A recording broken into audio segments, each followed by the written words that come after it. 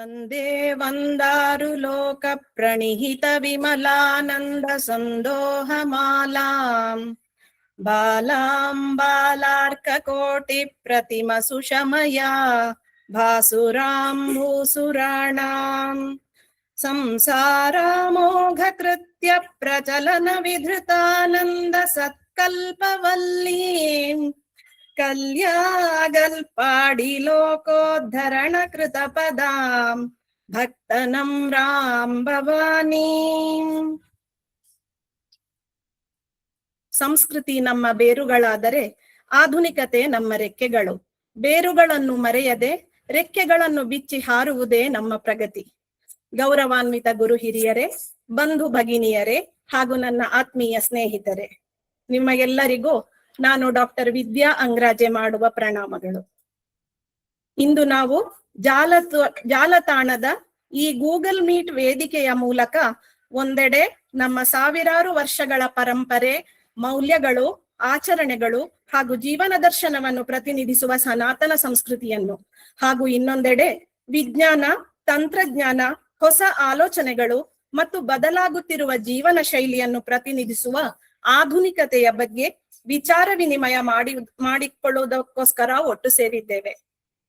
ಕರಾಡ ವಿಶ್ವ ವೆಬಿನಾರ್ ಸರಣಿ 40ರ ಈ ಆನ್ಲೈನ್ ವೇದಿಕೆಗೆ ನಿಮಗೆಲ್ಲರಿಗೂ ಆದರದ ಸ್ವಾಗತ, ಸುಸ್ವಾಗತ. ಇಂದಿನ ಶುಭ ಸಂಜೆಯ ವಿಚಾರ ಮಂಥನದ ವಿಷಯ ಸನಾತನ ಸಂಸ್ಕೃತಿ ಹಾಗೂ ಆಧುನಿಕತೆ. ಈ ವಿಷಯದ ಬಗ್ಗೆ ಉಪನ್ಯಾಸ ನೀಡಲು ನಮ್ಮೊಡನಿರುವ ನಮ್ಮೆಲ್ಲರ ಪ್ರೀತಿಯ ಆಚಾರ್ಯರಾದ ಅಗಲ್ಪಾಡಿ ಕ್ಷೇತ್ರ ಮಹಾತ್ಮೆ ಎಂಬ ಕಾವ್ಯ ರಸದೌತಣವನ್ನು ಮನೆ ಮನೆಗಳಿಗೂ ತಲುಪಿಸಿದ ಶೃಂಗೇರಿ ಶ್ರೀಮಠದ ಆಸ್ಥಾನ ವಿದ್ವಾಂಸರಾದ ಶ್ರೀಯುತ ಕೃಷ್ಣರಾಜ ಭಟ್ಟ ಬೆಂಗ್ರೋಡಿ ಇವರಿಗೆ ಗೌರವಪೂರ್ವಕ ಸ್ವಾಗತ.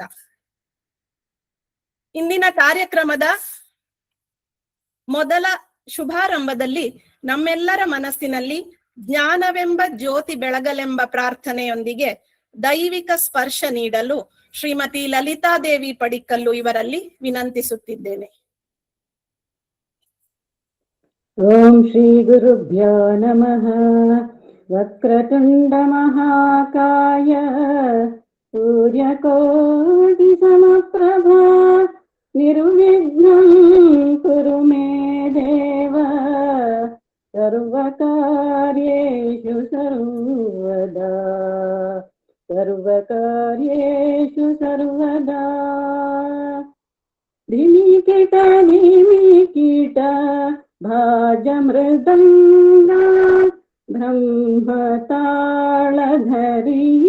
ಗಜಾನನ ತಾಂಡವ ನೃತ್ಯಕರಿ ಗಜಾನನ ತಾಂಡವ ನೃತ್ಯಕರಿ. ಧಿಮಿಕಿಟ ಧಿಮಿಕಿಟ ಭಾಜ ಮೃದಂಗ ಬ್ರಹ್ಮತಾಳಧರಿ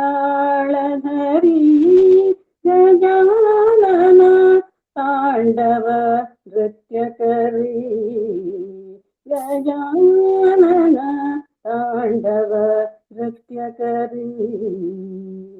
33 ಕೋಟಿ ಸುರಗುಣ ಘಾಟಿ ಮಧ್ಯೆ ಶಿವಗೌರಿ ಗಜಾನನ ತಾಂಡವ ನೃತ್ಯಕರಿ ಗಜಾನನ ತಾಂಡವ ನೃತ್ಯಕರಿ. ಧಿಮಿಕಿಟ ಧಿಮಿಕಿಟ ಭಾಜ ಮೃದಂಗ ಬ್ರಹ್ಮತಾಳಧರಿ ಗಜಾನನ ತಾಂಡವ ನೃತ್ಯಕರಿ ಗಜಾನನ ತಾಂಡವ ನೃತ್ಯಕರಿ. ಹರಿ ಓಂ. ಗೃಹವಾರ್ತೆ, ಕೃಷಿ ಇತ್ಯಾದಿ ಸಂಸಾರ ತಾಪತ್ರಯಗಳ ನಡುವೆಯೂ ಯಾವುದೇ ತಯಾರಿಯ ಅಗತ್ಯವಿಲ್ಲದೆ ಪ್ರತಿ ಕಾರ್ಯಕ್ರಮದಲ್ಲೂ ತಮ್ಮ ಸುಶ್ರಾವ್ಯ ಕಂಠಸಿರಿಯೊಂದಿಗೆ ಪ್ರಾರ್ಥನಾ ಗೀತೆಗಳನ್ನು ಹಾಡುವ ನಮ್ಮೆಲ್ಲರ ಪ್ರೀತಿಯ ಲಲಿತಕ್ಕನಿಗೆ ಧನ್ಯವಾದಗಳು. ನಮ್ಮ ಸಂಸ್ಕೃತಿ ಹೇಳುವುದು ಮಾತೃ ದೇವೋಭವ, ಪಿತೃ ದೇವೋಭವ, ಆಚಾರ್ಯ ದೇವೋಭವ. ನಮ್ಮ ಇಂದಿನ ಅತಿಥಿ ನಮ್ಮ ಕರಾಡ ಸಂಸ್ಕೃತಿಯ ಹೆಮ್ಮೆಯ ಪುತ್ರ, ನಮ್ಮೆಲ್ಲರ ಪ್ರೀತಿಯ ಕಲಿಯೋಣ ಬನ್ನಿ ತಂಡದ ಆಚಾರ್ಯರಾದ ಕೃಷ್ಣರಾಜಣ್ಣ ಇವರ ಕಿರು ಪರಿಚಯವನ್ನು ಮಾಡಿಕೊಡಬೇಕೆಂದು ಶ್ರೀಮತಿ ಸಂಧ್ಯಾ ಮುಂಡೋಳಿ ಇವರಲ್ಲಿ ಕೇಳಿಕೊಳ್ಳುತ್ತಿದ್ದೇನೆ. ಶ್ರೀಯುತ ಕೃಷ್ಣ ಭಟ್ಟ ಇವರು ಬೆಂಗ್ರೋಡಿ ಜನಾರ್ದನ ಮತ್ತು ರಾಜೇಶ್ವರಿ ದಂಪತಿಯವರ ಜ್ಯೇಷ್ಠ ಪುತ್ರರಾಗಿ ದುಂದುಬಿ ನಾಮ ಸಂವತ್ಸರ ಜ್ಯೇಷ್ಠ ಮಾಸದ ಹುಣ್ಣಿಮೆಯ ಶನಿವಾರದಂದು, ಅಂದರೆ ದಿನಾಂಕ 5/6/1982ರಲ್ಲಿ ಜನಿಸಿದರು. ಇವರು ಬದಿಯಡ್ಕ ಸರಕಾರಿ ಶಾಲೆಯಲ್ಲಿ ತಮ್ಮ ಪ್ರಾಥಮಿಕ ಶಿಕ್ಷಣವನ್ನು ಮತ್ತು ನವಜೀವನ ಪ್ರೌಢಶಾಲೆಯಲ್ಲಿ ತಮ್ಮ ಹೈಸ್ಕೂಲ್ ಶಿಕ್ಷಣವನ್ನು ಪಡೆದರು. ಮುಂದೆ ಶೃಂಗೇರಿ ಮಠದ ಶ್ರೀ ಸದ್ವಿದ್ಯಾ ಸಂಜೀವಿನಿ ಸಂಸ್ಕೃತ ಪಾಠಶಾಲೆಯಲ್ಲಿ ಸಾಹಿತ್ಯ, ವ್ಯಾಕರಣ, ವಿದ್ವತ್ ಮತ್ತು ಋಗ್ವೇದಗಳನ್ನು ಅಧ್ಯಯನ ಮಾಡಿದರು. ಇವರು ಮೈಸೂರಿನಲ್ಲಿರುವ ಕರ್ನಾಟಕ ಮುಕ್ತ ವಿಶ್ವವಿದ್ಯಾನಿಲಯದಿಂದ ಸಂಸ್ಕೃತದಲ್ಲಿ MA ಪದವಿಯನ್ನು ಪಡೆದಿರುತ್ತಾರೆ. ಶೃಂಗೇರಿ ಮಠದ ಭಾದ್ರಪದ ಮಾಸದಲ್ಲಿ ಜಗದ್ಗುರುಗಳ ಅಧ್ಯಕ್ಷತೆಯಲ್ಲಿ ನಡೆಯುವ ಮಹಾಗಣಪತಿ ವ್ಯಾಖ್ಯಾರ್ಥ ವಿದ್ವತ್ ಸಭೆಯಲ್ಲಿ ಶ್ರೀಯುತರು 25 ವರ್ಷಗಳಿಂದ ವ್ಯಾಖ್ಯಾರ್ಥವನ್ನು ಮಾಡುತ್ತಿದ್ದು, ಜಗದ್ಗುರುಗಳು ಇವರಿಗೆ ಸುವರ್ಣಾಂಗುಲೀಯಕವನ್ನು, ಅಂದರೆ ಬಂಗಾರದ ಉಂಗುರವನ್ನು ನೀಡಿ ಸನ್ಮಾನಿಸಿರುತ್ತಾರೆ. ಶ್ರೀಯುತರು ಬಡುಗುತ್ತಿಟ್ಟು ಯಕ್ಷಗಾನ ಮತ್ತು ದೇವರ ನೃತ್ಯವನ್ನು ಅಭ್ಯಾಸ ಮಾಡಿದ್ದು, ಕನ್ನಡ ಸಂಸ್ಕೃತ ಲೇಖನಗಳ ರಚನೆ, ಸಂಸ್ಕೃತ ಲಘು ನಾಟಕಗಳ ರಚನೆ ಮತ್ತು ವೇದ ಸಂಸ್ಕೃತ ತರಗತಿಯನ್ನು ನಡೆಸುವ ಹವ್ಯಾಸವನ್ನು ಹೊಂದಿರುತ್ತಾರೆ. ಇವರು 20 ವರ್ಷಗಳಿಂದ ಶೃಂಗೇರಿ ಮಠದ ಪಾಠಶಾಲೆಯ ಸಾಹಿತ್ಯ ಮತ್ತು ವ್ಯಾಕರಣ ಶಾಸ್ತ್ರಗಳ ಅಧ್ಯಾಪಕರಾಗಿರುತ್ತಾರೆ. ಅವಕಾಶವಿದ್ದಾಗ ಪ್ರವಚನ ಮತ್ತು ಪೌರೋಹಿತ್ಯವನ್ನು ಮಾಡುತ್ತಿರುವ ಇವರಿಗೆ ಹಲವು ಸಂಘ ಸಂಸ್ಥೆಗಳಿಂದ ಸನ್ಮಾನಗಳು ದೊರೆತಿವೆ. ನಿಗರ್ವಿ ಮಿತಭಾಷಿ ಹಸನ್ಮುಖಿಯಾಗಿರುವ ಶ್ರೀ ಕೃಷ್ಣರಾಜ ಬೆಂಗ್ರೋಡಿ ಇವರು ಪ್ರಸ್ತುತ ಶೃಂಗೇರಿ ಮಠದ ಅದ್ವೈತ ಶೋಧ ಕೇಂದ್ರದ ವತಿಯಿಂದ ಬಿಡುಗಡೆಯಾದ ಸಂಸ್ಕೃತ ಪುಸ್ತಕಗಳ ಸಂಪಾದನೆ ಕಾರ್ಯದಲ್ಲಿ ತೊಡಗಿರುತ್ತಾರೆ. ಕೃಷ್ಣರಾಜಣ್ಣನಿಗೆ ಸ್ವಾಗತ. ಗೃಹ ಕೃತ್ಯಗಳ ಜೊತೆಯಲ್ಲಿ ಸಂಸ್ಕೃತಿ ಅಧ್ಯಯನ ಅಧ್ಯಾಪನಗಳಲ್ಲಿ ತಮ್ಮನ್ನು ಸದಾ ತೊಡಗಿಸಿಕೊಂಡಿರುವ ನಮ್ಮ ಇಂದಿನ ಸಂಪನ್ಮೂಲ ವ್ಯಕ್ತಿಯನ್ನು ಈ ವೇದಿಕೆಗೆ ಪರಿಚಯಿಸಿದ ಸಂಧ್ಯಕ್ಕ ಅವರಿಗೆ ಧನ್ಯವಾದಗಳು. ಮೊಬೈಲಿನಿಂದ ಕೃತಕ ಬುದ್ಧಿಮತ್ತೆಯವರೆಗೆ, ಎತ್ತಿನ ಗಾಡಿಯಿಂದ ಇಲೆಕ್ಟ್ರಿಕ್ ವಾಹನದವರೆಗೆ, ಗುರುಕುಲದಿಂದ ಡಿಜಿಟಲ್ ತರಗತಿಯವರೆಗೆ ಜಗತ್ತು ಬಹಳ ವಿಕಸನಗೊಂಡಿದೆ. ಆಧುನಿಕ ಜಗತ್ತು ನಮ್ಮ ಮುಂದೆ ಹೊಸ ಅವಕಾಶಗಳನ್ನು ತೆರೆದಿದೆ. ಆಧುನಿಕತೆಯ ನಾಗಾಲೋಟದ ಜೊತೆಗೆ ಸನಾತನ ಸಂಸ್ಕೃತಿಯ ನಂಟಿನ ಬಗ್ಗೆ ತಮ್ಮ ಅಮೂಲ್ಯ ಚಿಂತನೆಗಳನ್ನು ಹಂಚುವ ಮೂಲಕ ನಮಗೆ ಮಾರ್ಗದರ್ಶನ ಮಾಡಿಕೊಡಬೇಕಾಗಿ ಈ ವೇದಿಕೆಯನ್ನು ಅಲಂಕರಿಸುವಂತೆ ಕೃಷ್ಣರಾಜಣ್ಣ ಇವರಲ್ಲಿ ನನ್ನ ವಿನಂತಿ. ಕೃಷ್ಣರಾಜಣ್ಣ. ನಮಃ. ಸದಾಶಿವ ಸಮಾರಂಭಾಂ ಶಂಕರಾಚಾರ್ಯ ಮಧ್ಯಮಾಂ ಅಸ್ಮದಾಚಾರ್ಯ ಪರ್ಯಂತಾಂ ವಂದೇ ಗುರು ಪರಂಪರಾಂ.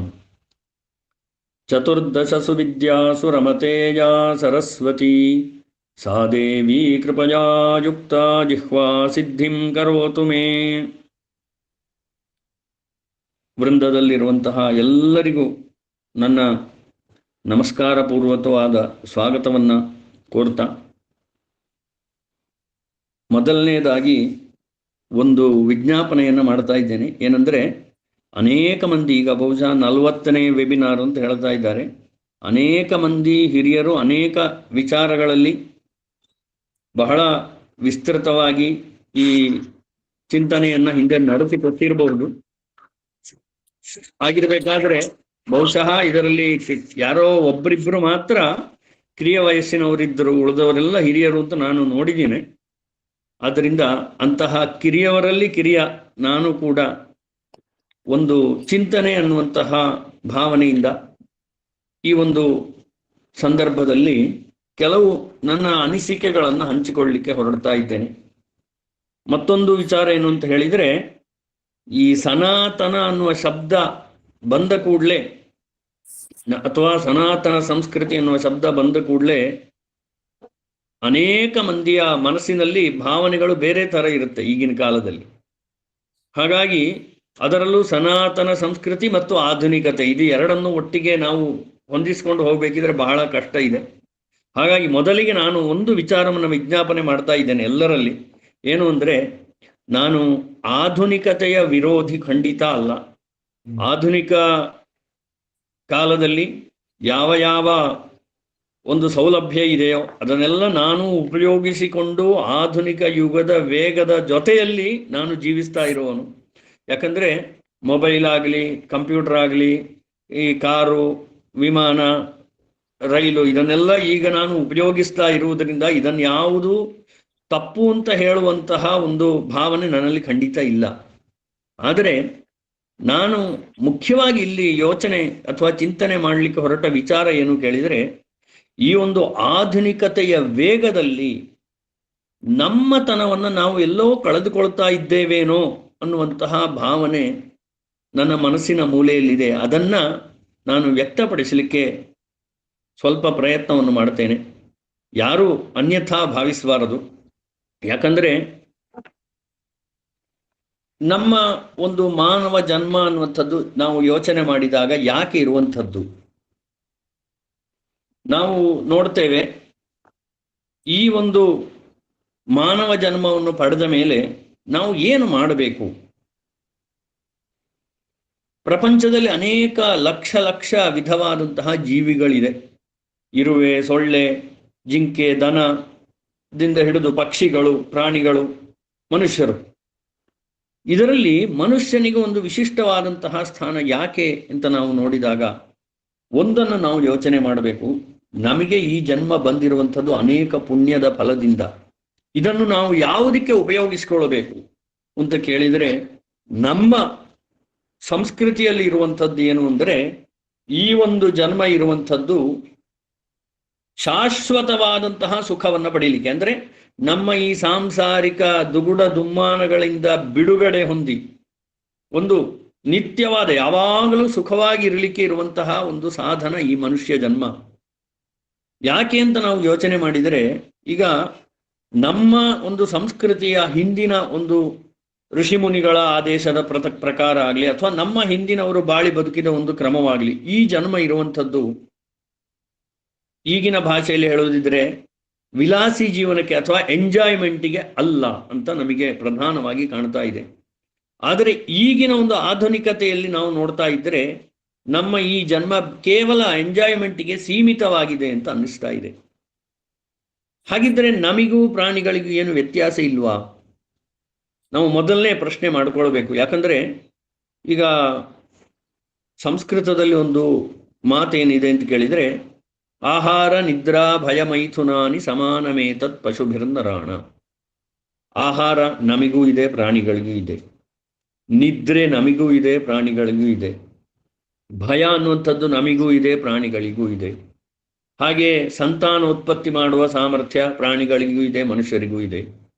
ಹಾಗಿದ್ರೆ ಇದೆಲ್ಲ ಸಮಾನವಾಗಿರಬೇಕಾದ್ರೆ ಮನುಷ್ಯರಿಗೂ ಪ್ರಾಣಿಗಳಿಗೂ ಏನು ವ್ಯತ್ಯಾಸ? ಯಾಕೋ ಒಂದು ಯೋಚನೆ ಮಾಡಿದರೆ ನಿಧಾನವಾಗಿ ನಾವು ಪ್ರಾಣಿಗಳ ಒಂದು ಜೀವನ ಕ್ರಮಕ್ಕೆ ಹತ್ತಿರ ಆಗ್ತಾ ಇದ್ದೇವೋ ಅನ್ನುವ ಭಾವನೆ ಬರ್ತಾ ಇದೆ. ಯಾಕಂದರೆ ಆಹಾರ ವಿಹಾರಾದಿಗಳಲ್ಲಿ ಒಂದು ನಿಯಮ ಇಲ್ಲ, ನಿದ್ರೆ ವಿಚಾರದಲ್ಲಿ ಒಂದು ನಮಗೆ ನಿಗ್ರಹ ಇಲ್ಲ. ಈ ಥರದ ಒಂದು ಜೀವನದಲ್ಲಿ ನಾವು ಹೋಗ್ತಿದ್ದೇವೇನೋ ಅಂತ ಅನ್ನಿಸ್ತಾ ಇದೆ. ಆಧುನಿಕತೆಯ ಒಂದು ಪ್ರಭಾವದಿಂದ ಹೋಗ್ತಾ ಹೋಗ್ತಾ ನಮ್ಮ ಜೀವನದ ಒಂದು ಮೂಲ ಉದ್ದೇಶ ಬದಲಾಗಿ ನಾವು ದಾರಿ ತಪ್ತಾ ಇದ್ದೇವೇನೋ ಅನ್ನುವಂಥ ಒಂದು ಕಳವಳ ನನಗೆ ತುಂಬ ಸರಿ ಅನ್ನಿಸ್ತಾ ಇದೆ. ಹಾಗೆಂತ ಹೇಳ್ಕೊಂಡು ಇದನ್ನು ಈ ಕ್ಷಣದಲ್ಲಿ ತಪ್ಪಿಸಲಿಕ್ಕೆ ಯಾರಿಂದಲೂ ಸಾಧ್ಯ ಇಲ್ಲ. ಅಥವಾ ಇದನ್ನೆಲ್ಲ ಬಿಟ್ಟು ನಾನು ಕೂಡ ಎಲ್ಲೋ ಹೋಗಿ ಒಂದು ಕಾಡಿನಲ್ಲಿ ಕೂತ್ಕೊಂಡು ತಪಸ್ಸು ಮಾಡಲಿಕ್ಕೆ ನಾನು ಈಗ ಸಿದ್ಧನಾಗಿಲ್ಲ. ಯಾಕಂದರೆ ನಾನು ಈಗ ಈ ಒಂದು ವೆಬಿನಾರ್ ಮಾಡಬೇಕಿದ್ರೆ ಮೊಬೈಲ್ ಮೂಲಕ, ಆನ್ಲೈನ್ ಮೂಲಕ ಈಗಿನ ತಂತ್ರಜ್ಞಾನವನ್ನು ಉಪಯೋಗಿಸಿಕೊಂಡೇ ಮಾಡ್ತಾ ಇರೋದು. ಅದು ಈ ಮನಸ್ಸಲ್ಲಿ ಇಟ್ಕೊಂಡು ನಾನು ಹೇಳ್ತಾ ಇದ್ದೇನೆ. ಆದರೆ ನಾವು ಯೋಚನೆ ಮಾಡಬೇಕಾಗಿದ್ದು ಏನು ಅಂತ ಕೇಳಿದರೆ, ಮುಖ್ಯವಾಗಿ ನಾವು ಯೋಚನೆ ಮಾಡಿದರೆ ನಮ್ಮ ಹಿಂದಿನವರು ಬಾಳಿ ಬದುಕಿದ ರೀತಿ, ನಮ್ಮ ಸಂಸ್ಕೃತಿಯಲ್ಲಿ. ಯಾಕಂದ್ರೆ ಮುಖ್ಯವಾಗಿ ಎರಡು ಮಾತಿದೆ. ಬೇರೆ ದೇಶಕ್ಕೂ ಭಾರತಕ್ಕೂ ವೈಲಕ್ಷಣ್ಯ ಏನು ಅಂತ ನಾವು ವಿಚಾರ ಮಾಡಿದಾಗ, ಭಾರತಸ್ಯ ಪ್ರತಿಷ್ಠೇದ್ವೇ ಸಂಸ್ಕೃತಂ ಸಂಸ್ಕೃತಿಸ್ತಥಾ ಅಂತ ಒಂದು ಮಾತಿದೆ. ಸಂಸ್ಕೃತ ಹಾಗೂ ಸಂಸ್ಕೃತಿ ಇದೆರಡು ಭಾರತದ ಪ್ರತಿಷ್ಠೆಗಳು ಅಂತ ಹೇಳ್ತಾರೆ. ಯಾಕಂದ್ರೆ ಬೇರೆ ದೇಶದಲ್ಲೂ ಜೀವನಗಳು ಎಲ್ಲರಿಗೂ ಇದೆ, ಅವರವರ ಒಂದು ಜೀವನ ಪದ್ಧತಿ, ಅವರ ಕ್ರಮ ಎಲ್ಲ ದೇಶಗಳಲ್ಲೂ ಬೇರೆ ಬೇರೆ ಇದೆ. ಭಾರತದಲ್ಲಿ ವಿಶೇಷತೆ ಏನು ಕೇಳಿದರೆ ಸಂಸ್ಕೃತ ಹಾಗೂ ಸಂಸ್ಕೃತಿ. ಇದು ಎರಡನ್ನೂ ಸಹ ನಾವು ಸ್ವಲ್ಪ ಈಗ ಮೂಲೆಗುಂಪು ಮಾಡ್ತಾ ಇದ್ದೇವೇನೋ ಅನ್ನುವಂತಹ ಒಂದು ಭಾವನೆ ಅನ್ನಿಸ್ತಾ ಇದೆ. ಯಾಕಂದ್ರೆ ಯಾವಾಗ ನಮ್ಮ ಒಂದು ಗುರುಕುಲ ಶಿಕ್ಷಣ ಪದ್ಧತಿ ಅನ್ನುವಂಥದ್ದು ಹೊರಟು ಹೋಯ್ತೋ, ಅಲ್ಲಿಗೆ ಸಂಸ್ಕೃತ ಮತ್ತು ಈ ಸನಾತನ ಸಂಸ್ಕೃತಿ ಇದು ಎರಡಕ್ಕೂ ನಾವು ಕೊಡಲಿಯ ಪೆಟ್ಟನ್ನು ಹಾಕಿದ್ದೇವೇನೋ ಅಂತ ಅನ್ನಿಸ್ತಾ ಇದೆ ನನಗೆ. ಯಾಕೆ ನಾವು ಯೋಚನೆ ಮಾಡಿದರೆ ಅರ್ಥ ಆಗುತ್ತೆ. ನಮ್ಮ ಹಿಂದಿನ ಗುರುಕುಲ ಪದ್ಧತಿಯಲ್ಲಿ ಹೇಗಿತ್ತು, ಗುರು ಶಿಷ್ಯರ ಸಂಬಂಧ ಹೇಗಿತ್ತು, ವಿದ್ಯಾರ್ಥಿಗಳು ಗುರುಗಳ ಬಳಿಯಲ್ಲೇ ಇದ್ದುಕೊಂಡು ಅಧ್ಯಯನ ಮಾಡಬೇಕಿತ್ತು. ಅದಕ್ಕೆ ವಿದ್ಯಾರ್ಥಿಗಳಿಗೆ ಅಂತೇವಾಸಿ ಅಂತ ಹೇಳ್ತಾರೆ ಸಂಸ್ಕೃತದಲ್ಲಿ. ಮತ್ತೆ ಗುರುಗಳ ಬಗ್ಗೆ ಒಂದು ಅಪಾರ ಗೌರವ ಭಾವನೆ ವಿದ್ಯಾರ್ಥಿಗಳಿಗಿತ್ತು. ಈಗಿನ ಕಾಲದಲ್ಲಿ ಇಲ್ಲ ಅಂತ ನಾನು ಹೇಳ್ತಾ ಇಲ್ಲ. ಈಗಿನ ಕಾಲದಲ್ಲಿ ಉದಾಹರಣೆಗೆ ಈಗ ಎಲ್ಲಿವರೆಗೆ ಬಂದಿದೆ ಅಂತ ನಾವು ಯೋಚನೆ ಮಾಡಿದರೆ ಗೊತ್ತಾಗುತ್ತೆ. ಈಗಷ್ಟೇ ಅವರು ನಿರೂಪಣೆ ಮಾಡುವಾಗ ಮೊದಲಿಗೆ ಹೇಳಿದ್ರು, ನಾವು ಆಧುನಿಕತೆಯಲ್ಲಿ ಅಥವಾ ಈಗಿನ ಒಂದು AI ವಿಜ್ಞಾನ ಯುಗದಲ್ಲಿ ಇರುವಂಥದ್ದು, ಅಲ್ಲಿ ಎ ಗುರು ಆಗ್ತಾ ಇದೆ ಈಗ ನಮಗೆ. ನಾವು ಪ್ರಧಾನವಾಗಿ ಯೋಚನೆ ಮಾಡಬೇಕು. ನಾವು ಹಿಂದೆ ಎಲ್ಲ ನಮ್ಮ ದೇಶದಲ್ಲಿರುವಂತಹ ಅಪಾರ ಜ್ಞಾನ ರಾಶಿಯನ್ನ, ಬೇರೆ ಬೇರೆ ವಿದ್ಯೆಗಳನ್ನ ವಿದೇಶದವರು ಸ್ವಲ್ಪ ಮಟ್ಟಿಗೆ ಆಕ್ರಮಿಸಿ ಅವರ ವಶೀಕರಣ ಮಾಡಿದರು ಅಂತ ನಾವು ತುಂಬಾ ಇತಿಹಾಸಗಳಲ್ಲಿ ಕೇಳ್ತೇವೆ. ಬಹುಶಃ ಅದೇ ಒಂದು ಸ್ಥಿತಿಯಲ್ಲಿ ಪುನಃ ನಾವು ಬರ್ತಾ ಇದ್ದೇವೆ. ಏನು ಕೇಳಿದರೆ, ಈ AI ಅನ್ನುವಂಥದ್ದು ನಮ್ಮ ಎಲ್ಲ ವಿದ್ಯೆಗಳನ್ನು ಸ್ವಾಧೀನಪಡಿಸಿಕೊಂಡು ಮುಂದೆ ನಿಧಾನದಲ್ಲಿ, ಇವತ್ತು ಬೆಳಿಗ್ಗೆ ನಾನೊಂದು ವಿಡಿಯೋ ನೋಡಿದೆ, ಮುಂದೆ ಹೋಗ್ತಾ ಹೋಗ್ತಾ ಎಲ್ಲ AI ಅಧೀನದಲ್ಲಿ ಅಥವಾ ಆ AI ಅನ್ನು ಯಾರು ಆಳ್ತಾ ಇದ್ದಾರೋ ಅವರ ಅಧೀನಕ್ಕೆ ಹೋಗುವ ಒಂದು ಭಯ ಇದೆ ಅಂತ ಯಾರೋ ಒಬ್ರು ಹಾಕಿದ್ರು. ನನಗೆ ಅದು ನಿಜ ಅಂತ ಅನ್ನಿಸ್ತಾ ಇದೆ. ಹೋಗ್ತಾ ಹೋಗ್ತಾ ಈ ಗುರು ಶಿಷ್ಯ ಸಂಬಂಧ ಅನ್ನುವಂಥದ್ದು ಕಳೆದು ಹೋಗ್ತಾ ಇದೆ. ಆದ್ದರಿಂದ ಹಿಂದೆ ಯಾವ ರೀತಿ ಇತ್ತು ಅಂತ ಕೇಳಿದರೆ, ಮಕ್ಕಳನ್ನ ಅತ್ಯಂತ ಕಷ್ಟದಿಂದ ಸಾಕ್ತಾ ಇದ್ರು. ಅಂದ್ರೆ ಮಕ್ಕಳನ್ನ ಕಷ್ಟ ಕೊಟ್ಟು ಸಾಕ್ತಾ ಇದ್ರು. ಕಷ್ಟದಿಂದ ಅಂದ್ರೆ ಅಪ್ಪ ಅಮ್ಮನಿಗೆ ಕಷ್ಟ ಇರುವುದು ಬೇರೆ, ಮಕ್ಕಳನ್ನ ತುಂಬಾ ಕಷ್ಟ ಕೊಟ್ಟು ಸಾಕ್ತಾ ಇದ್ರು, ಬೆಳೆಸ್ತಾ ಇದ್ರು. ನಾವೆಲ್ಲ ಸಣ್ಣಕ್ಕಿರುವಾಗ ಪ್ರತಿಯೊಂದು ಕೆಲಸ ಮಾಡಿಸ್ತಿದ್ರು ನಮ್ಮ ಹತ್ರ ಮನೆಯಲ್ಲಿ. ಯಾವುದು ಕೃಷಿ ಕಾರ್ಯ ಆಗಲಿ, ನಿನಗೆ ಗೊತ್ತಿರಬೇಕು ಅನ್ನುವ ಭಾವನೆಯಿಂದ ಹಾಲು ಕರೆಯುವುದಾಗಲಿ, ಅಥವಾ ಅಡಿಕೆ ಮರ, ತೆಂಗಿನ ಮರವನ್ನು ಹತ್ತಿ ತೆಂಗಿನಕಾಯಿ ಕೊಯ್ಯುವುದು, ಅಥವಾ ಮಣ್ಣನ್ನು ಹೊರುವುದು, ಭಾರ ಹೊರುವಂಥದ್ದು, ಹೀಗೆ ಪ್ರತಿಯೊಂದು ಕೆಲಸವನ್ನು ಮಾಡಿಸ್ತಾ ಇದ್ರು. ಈಗ ನಾವು ಏನು ಮಾಡ್ತಾ ಇದ್ದೇವೆ, ಆಧುನಿಕ ಯುಗದಲ್ಲಿ ಹೇಳಿದರೆ ಮಕ್ಕಳಿಗೆ ಕಷ್ಟ ಆಗುತ್ತೆ ಅಂತ ಒಂದೇ ಭಾವನೆಯಿಂದ ಮಕ್ಕಳ ಹತ್ರ ಯಾವುದೇ ಕೆಲಸವನ್ನು ಮಾಡಿಸ್ತಾ ಇಲ್ಲ. ಹೇಗೆ ಈಗ ಪರಿಸ್ಥಿತಿ ಬಂದಿದೆ ಕೇಳಿದರೆ, ಮನೆಯಲ್ಲಿ ಎಲ್ಲಿಯಾದರೂ ಮಗು ಸ್ವಲ್ಪ ದೊಡ್ಡ ಹುಡುಗ, 9-10ನೇ ಕ್ಲಾಸಿನ ಹುಡುಗ ಒಬ್ಬನೇ ಇರಬೇಕಾದ್ರೆ, ಅನಿವಾರ್ಯವಾದಾಗ ಏನೋ ಒಬ್ಬನೇ ಇರಬೇಕಾದ್ರೆ ಅವನಿಗೆ ಕಷ್ಟ ಆಗುತ್ತೆ, ಅಡಿಗೆ ಮಾಡ್ಲಿಕ್ಕೆ ಅವನಿಗೆ ಬರಲ್ಲ ಅಂತ ಹೇಳಿ ಹೋಟ್ಲಿಂದ ತಗೊಂಡು ಬಾ, ಇಲ್ಲ ಈಗಿನ ಬೆಂಗಳೂರಲ್ಲಾದರೆ ಯಾವುದೋ ಇದರಲ್ಲಿ ಆರ್ಡರ್ ಮಾಡಿಬಿಡು ಆನ್ಲೈನಲ್ಲಿ ಅಂತ ಹೇಳಿ ಹೋಗುವಂತಹ ಪರಿಸ್ಥಿತಿಯಲ್ಲಿ ನಾವಿದ್ದೇವೆ. ಹೀಗಾದ್ರೆ ಮಕ್ಕಳಿಗೆ ಸ್ವತಃ ಒಂದು ಕಷ್ಟವನ್ನು ಅನುಭವಿಸಿ ಬದುಕುವ ಒಂದು ಸಾಮರ್ಥ್ಯ ಹೇಗೆ ಬರಲಿಕ್ಕೆ ಸಾಧ್ಯ ಇದೆ? ಯಾಕಂದ್ರೆ ಗುರುಕುಲ ಶಿಕ್ಷಣದಲ್ಲಿ ಮಕ್ಕಳನ್ನ ಭಿಕ್ಷೆ ಬೇಡಲಿಕ್ಕೆ ಕಳಿಸ್ತಾ ಇದ್ರು. ಈಗ ಅದನ್ನು ಆಕ್ಷೇಪ ಮಾಡಬಹುದು. ಅಥವಾ ಅವರಿಗೆ ಕಾಡಿನಿಂದ ಸಮಿತ್ತು, ಕಾಡಿನಲ್ಲಿರುವಂತಹ ಹಣ್ಣುಗಳನ್ನು ತೆಗೆದುಕೊಂಡು ಬಂದು ಗುರುಗಳಿಗೆ ಸಮರ್ಪಣೆ ಮಾಡಬೇಕಿತ್ತು. ಅವರು ಚಪ್ಪಲಿ ಇಲ್ಲದೆ ಓಡಾಡಬೇಕಿತ್ತು. ಈ ಥರ ಒಂದು ಕಷ್ಟದ ಪರಿಸ್ಥಿತಿಯಲ್ಲಿ ಅವರು ಬೆಳೆದು ಮುಂದೆ ಯಾವತ್ತೂ ಅವರಿಗೆ ಕಷ್ಟ ಬಂದರೆ ಅದು ಕಷ್ಟ ಅಂತ ಅನ್ನಿಸ್ತಿರ್ಲಿಲ್ಲ. ಈಗ ಹಾಗಲ್ಲ, ಒಂದು ಸಣ್ಣ ಕಷ್ಟ ಬಂದರೆ ನಾವು ಮಕ್ಕಳು ಒದ್ದಾಡುವುದನ್ನು ಕಾಣ್ತಾ ಇದ್ದೇವೆ. ಅಂದರೆ ಆಧುನಿಕತೆಯಿಂದ ನಾವು ಯಾವ ಕಡೆ ಹೋಗ್ತಾ ಇದ್ದೇವೆ ಅಂತ ಉದಾಹರಣೆಗೆ ಹೇಳಬೇಕಿದ್ರೆ, ನಾವು ಈಗಿನ ಒಂದು ಯುಗದಲ್ಲಿ ಡೆಲಿವರಿಯ ವಿಚಾರಕ್ಕೆ ಬಂದರೆ, ಒಂದು ಹೆರಿಗೆಯ ವಿಷಯ ಬಂದರೆ, ಹಿಂದಿನ ಕಾಲದಲ್ಲಿ ಆಪರೇಷನ್ ಸಿಸೇರಿಯನ್ ಅನ್ನುವಂತಹ ವಿಷಯವೇ ಇರಲಿಲ್ಲ. ಡಾಕ್ಟ್ರುಗಳೇ ಆ ಟೈಮಲ್ಲಿ, ಈ ಇಂಗ್ಲಿಷ್ ಡಾಕ್ಟ್ರುಗಳು ಅಂತ ಇಲ್ಲದೆ ಇರುವ ಕಾಲವನ್ನು ನಾವು ಯೋಚನೆ ಮಾಡಿದರೆ, ಯಾರೋ ಒಬ್ಬರು ಅಜ್ಜಿ ಎಲ್ಲೋ ಒಂದು ಮನೆಯ ಮೂಲೆಯಲ್ಲಿ ಕುಳಿತುಕೊಂಡು ಎಷ್ಟೋ 100 ಹೆರಿಗೆಯನ್ನು ಮಾಡಿದಂತಹವರು, ಬಹುಶಃ ಈಗಲೂ ಅಂತಹವರು ಒಬ್ಬರಿಬ್ಬರು ಸಿಗಬಹುದು ನಮಗೆ ಹುಡುಕಿದ್ರೆ. ಅಂತಹ ಒಂದು ಕಾಲದಲ್ಲಿ ಇತ್ತು. ಆವಾಗ ಈ ಬಸರಿ ಆದಂತಹ ಹೆಂಗಸರಿಗೆ ರೆಸ್ಟ್ ಅನ್ನುವಂಥದ್ದು ಇರಲಿಲ್ಲ. ಈಗ 3 ತಿಂಗಳಾದ ಕೂಡಲೇ ರೆಸ್ಟ್ ಅಂತ ಪ್ರಾರಂಭ ಆಗ್ತಾ ಇದೆ ಆಧುನಿಕತೆಯಲ್ಲಿ. ಆವಾಗ ಅವರು ಕಷ್ಟಪಟ್ಟರೆ ಮಾತ್ರ ಅವರಿಗೆ ಊಟ. ಬಸರಿ ಆಗಿದ್ರು ಕೂಡ ಅವರು ಕಷ್ಟಪಟ್ಟರೆ ಮಾತ್ರ ಅವರಿಗೆ ಊಟ ಮಾಡುವ ಪರಿಸ್ಥಿತಿ ಇತ್ತು. ಅವರು ಬಗ್ಗಿ ನೆಲ ಒರೆಸ್ತಿದ್ರು. ಈಗ ಬಗ್ಗಿ ನೆಲ ಒರೆಸುವ ಒಂದು ಪದ್ಧತಿ ಹೋಗ್ಬಿಟ್ಟಿದೆ. ಈಗ ಒಂದು ಕೋಲ್ ಬಂದಿದೆ, ಮಿಷಿನ್ ಬಂದಿದೆ, ಅದರಲ್ಲೇ ಕ್ಲೀನ್ ಆಗ್ತಾ ಇದೆ ನೆಲ. ಆಮೇಲೆ ಒನಕೆಯಿಂದ ಕುಟ್ಟಿ ಭತ್ತವನ್ನ ಬೇರ್ಪಡಿಸಿ ಅಕ್ಕಿಯನ್ನು ತಯಾರು ಮಾಡುವ ಒಂದು ಸಾಮರ್ಥ್ಯ ಹೆಂಗಸರಿಗೆ ನಾವು ನೋಡಿದ್ದೇವೆ ಎಷ್ಟೋ ಕಡೆ. ನಾವು ಸಣ್ಣಕ್ಕಿದ್ದಾಗ. ಈಗ ಪೂರ್ತಿ ಅದು ಹೋಗ್ಬಿಟ್ಟಿದೆ ಮಿಲ್ ಬಂದ ಮೇಲೆ. ಬರಬಾರದು ಅಂತ ನನ್ನ ಉದ್ದೇಶ ಅಲ್ಲ, ಅವಾಗ ಕಷ್ಟಪಡ್ತಿದ್ರು, ಈಗಲೂ ಕಷ್ಟಪಡ್ತಾನೆ ಇರಬೇಕು ಅಂತ ಪ್ರಶ್ನೆ ಬರುತ್ತೆ ಕೂಡ್ಲೆ, ನನಗೆ ಗೊತ್ತಿದೆ. ಆದ್ರೆ ನಾನು ಏನು ಹೇಳ್ತಾ ಇದ್ದೇನೆ, ಅಷ್ಟು ಸಾಮರ್ಥ್ಯ ಇತ್ತು. ಆ ಅಕ್ಕಿಯ ಹಿಟ್ಟನ್ನ ಕಲ್ಲಲ್ಲೇ ಪುಡಿ ಮಾಡುವಷ್ಟು ಒಂದು ಸಾಮರ್ಥ್ಯ ಹೆಂಗಸರುಗಳಿಗೆ ಇತ್ತು. ನಾವು ಹೆಂಗಸರನ್ನ ಅಬಲೆಯರು ಅಂತ ಕೆಲವೊಮ್ಮೆ ಕರೀತೇವೆ, ನಿಜವಾಗಿ ಸುಳ್ಳು ಅಂತ ಕಾಣುತ್ತೆ. ಅಷ್ಟೊಂದು ಸಾಮರ್ಥ್ಯ ನಮ್ಮ ಸ್ತ್ರೀಯರಲ್ಲಿ ಇತ್ತು, ಬಾವಿಯಿಂದ ನೀರು ಸೇರುವಂಥದ್ದು. ಈಗ ಒಂದು ದಿವಸ ಕರೆಂಟ್ ಇಲ್ಲ ಅಂದ್ರೆ ಬೊಬ್ಬೆ ಹೊಡೆಯೋ ಪರಿಸ್ಥಿತಿ, ನೀರಿಲ್ಲ, ಏನು ಮಾಡುವುದು ಅಂತ. ಪಕ್ಕದಲ್ಲಿ ಬಾವಿಯಲ್ಲಿ ನೀರು ಇದ್ರೂ ಕೂಡ ನಮಗೆ ತೆಗಿಲಿಕ್ಕೆ ಸಾಮರ್ಥ್ಯ ಇಲ್ಲ ಅನ್ನುವ ಪರಿಸ್ಥಿತಿ ಆಗಿದೆ. ಅಂದ್ರೆ ಇದೆಲ್ಲ ನಾವು ಏನು ಆಧುನಿಕತೆಯ ಒಂದು ವೇಗದಲ್ಲಿ ಇದೆಲ್ಲ ಕಳೆದುಕೊಳ್ತಾ ಇದ್ದೇವಾ ಅಂತ ಕಾಣ್ತಾ ಇದೆ. ನಮ್ಮ ಸಾಮರ್ಥ್ಯ ನಮಗೆ ಕಡಿಮೆ ಮಾಡ್ತಾ ಹೋಗ್ತಾ ಇದ್ದೇವಂತ. ಬಹುಶಃ ಪುರಾಣಾದಿಗಳಲ್ಲಿ ಒಂದು ವಿಚಾರ ಇದೆ, ಕಲಿಯುಗದ ಅಂತ್ಯಕ್ಕೆ ಬಂದಾಗ ಮನುಷ್ಯ ತುಂಬೆ ಗಿಡಕ್ಕೆ ಏಣಿಟ್ಟು ಹತ್ತುವ ಪರಿಸ್ಥಿತಿ ಬರ್ತದಂತೆ. ಹಾಗೆ ಮನುಷ್ಯನ ಆಯುಸ್ಸು ಕ್ಷೀಣಿಸ್ತಾ ಬರೀ ಒಂದು 15-20 ವರ್ಷ ಮನುಷ್ಯನ ಅತ್ಯಂತ ಮ್ಯಾಕ್ಸಿಮಮ್ ಆಯುಸ್ಸು ಅಂತ ಹೇಳೋದಂಗೆ ಆಗತ್ತೆ ಅಂತ ಹೇಳ್ತಾರೆ. ಬಹುಶಃ ಇದು ಸತ್ಯ ಆಗುವ ಕಾಲ. ಯಾಕಂದ್ರೆ ನಾವು ನೋಡ್ತೇವೆ 80-100 ವರ್ಷ ಸಂತೋಷವಾಗಿ ಅತ್ಯಂತ ಆರೋಗ್ಯಕರವಾಗಿ ಬದುಕ್ತಾ ಇದ್ರು. ಇತ್ತೀಚೆಗಿನವರೆಗೆ ನಾವು ನೋಡಿರ್ಬೋದು, ಅನೇಕ ಮಂದಿ 80-90 ವರ್ಷದವರು ನಡೀತಾ ಓಡಾಡ್ತಿದ್ರು. ಆ 80 ವರ್ಷದಲ್ಲೂ ಕೂಡ ಅವರು ತಮ್ಮ ಕೆಲಸಗಳನ್ನ ಆರಾಮಾಗಿ ಮಾಡ್ತಾ, ಹಾಲು ಕರೆಯುವಂಥದ್ದು, ಸಣ್ಣ ಪುಟ್ಟ ಸಾಮಾನುಗಳನ್ನ ಪೇಟೆಯಿಂದ ನಡೆದುಕೊಂಡೇ 1 ಕಿಲೋಮೀಟರ್ ಎಲ್ಲ ಹೊತ್ಕೊಂಡು ಬರುವಂಥದ್ದು, ಇದನ್ನೆಲ್ಲ ನಾವು ನೋಡ್ತಾ ಇದ್ವಿ.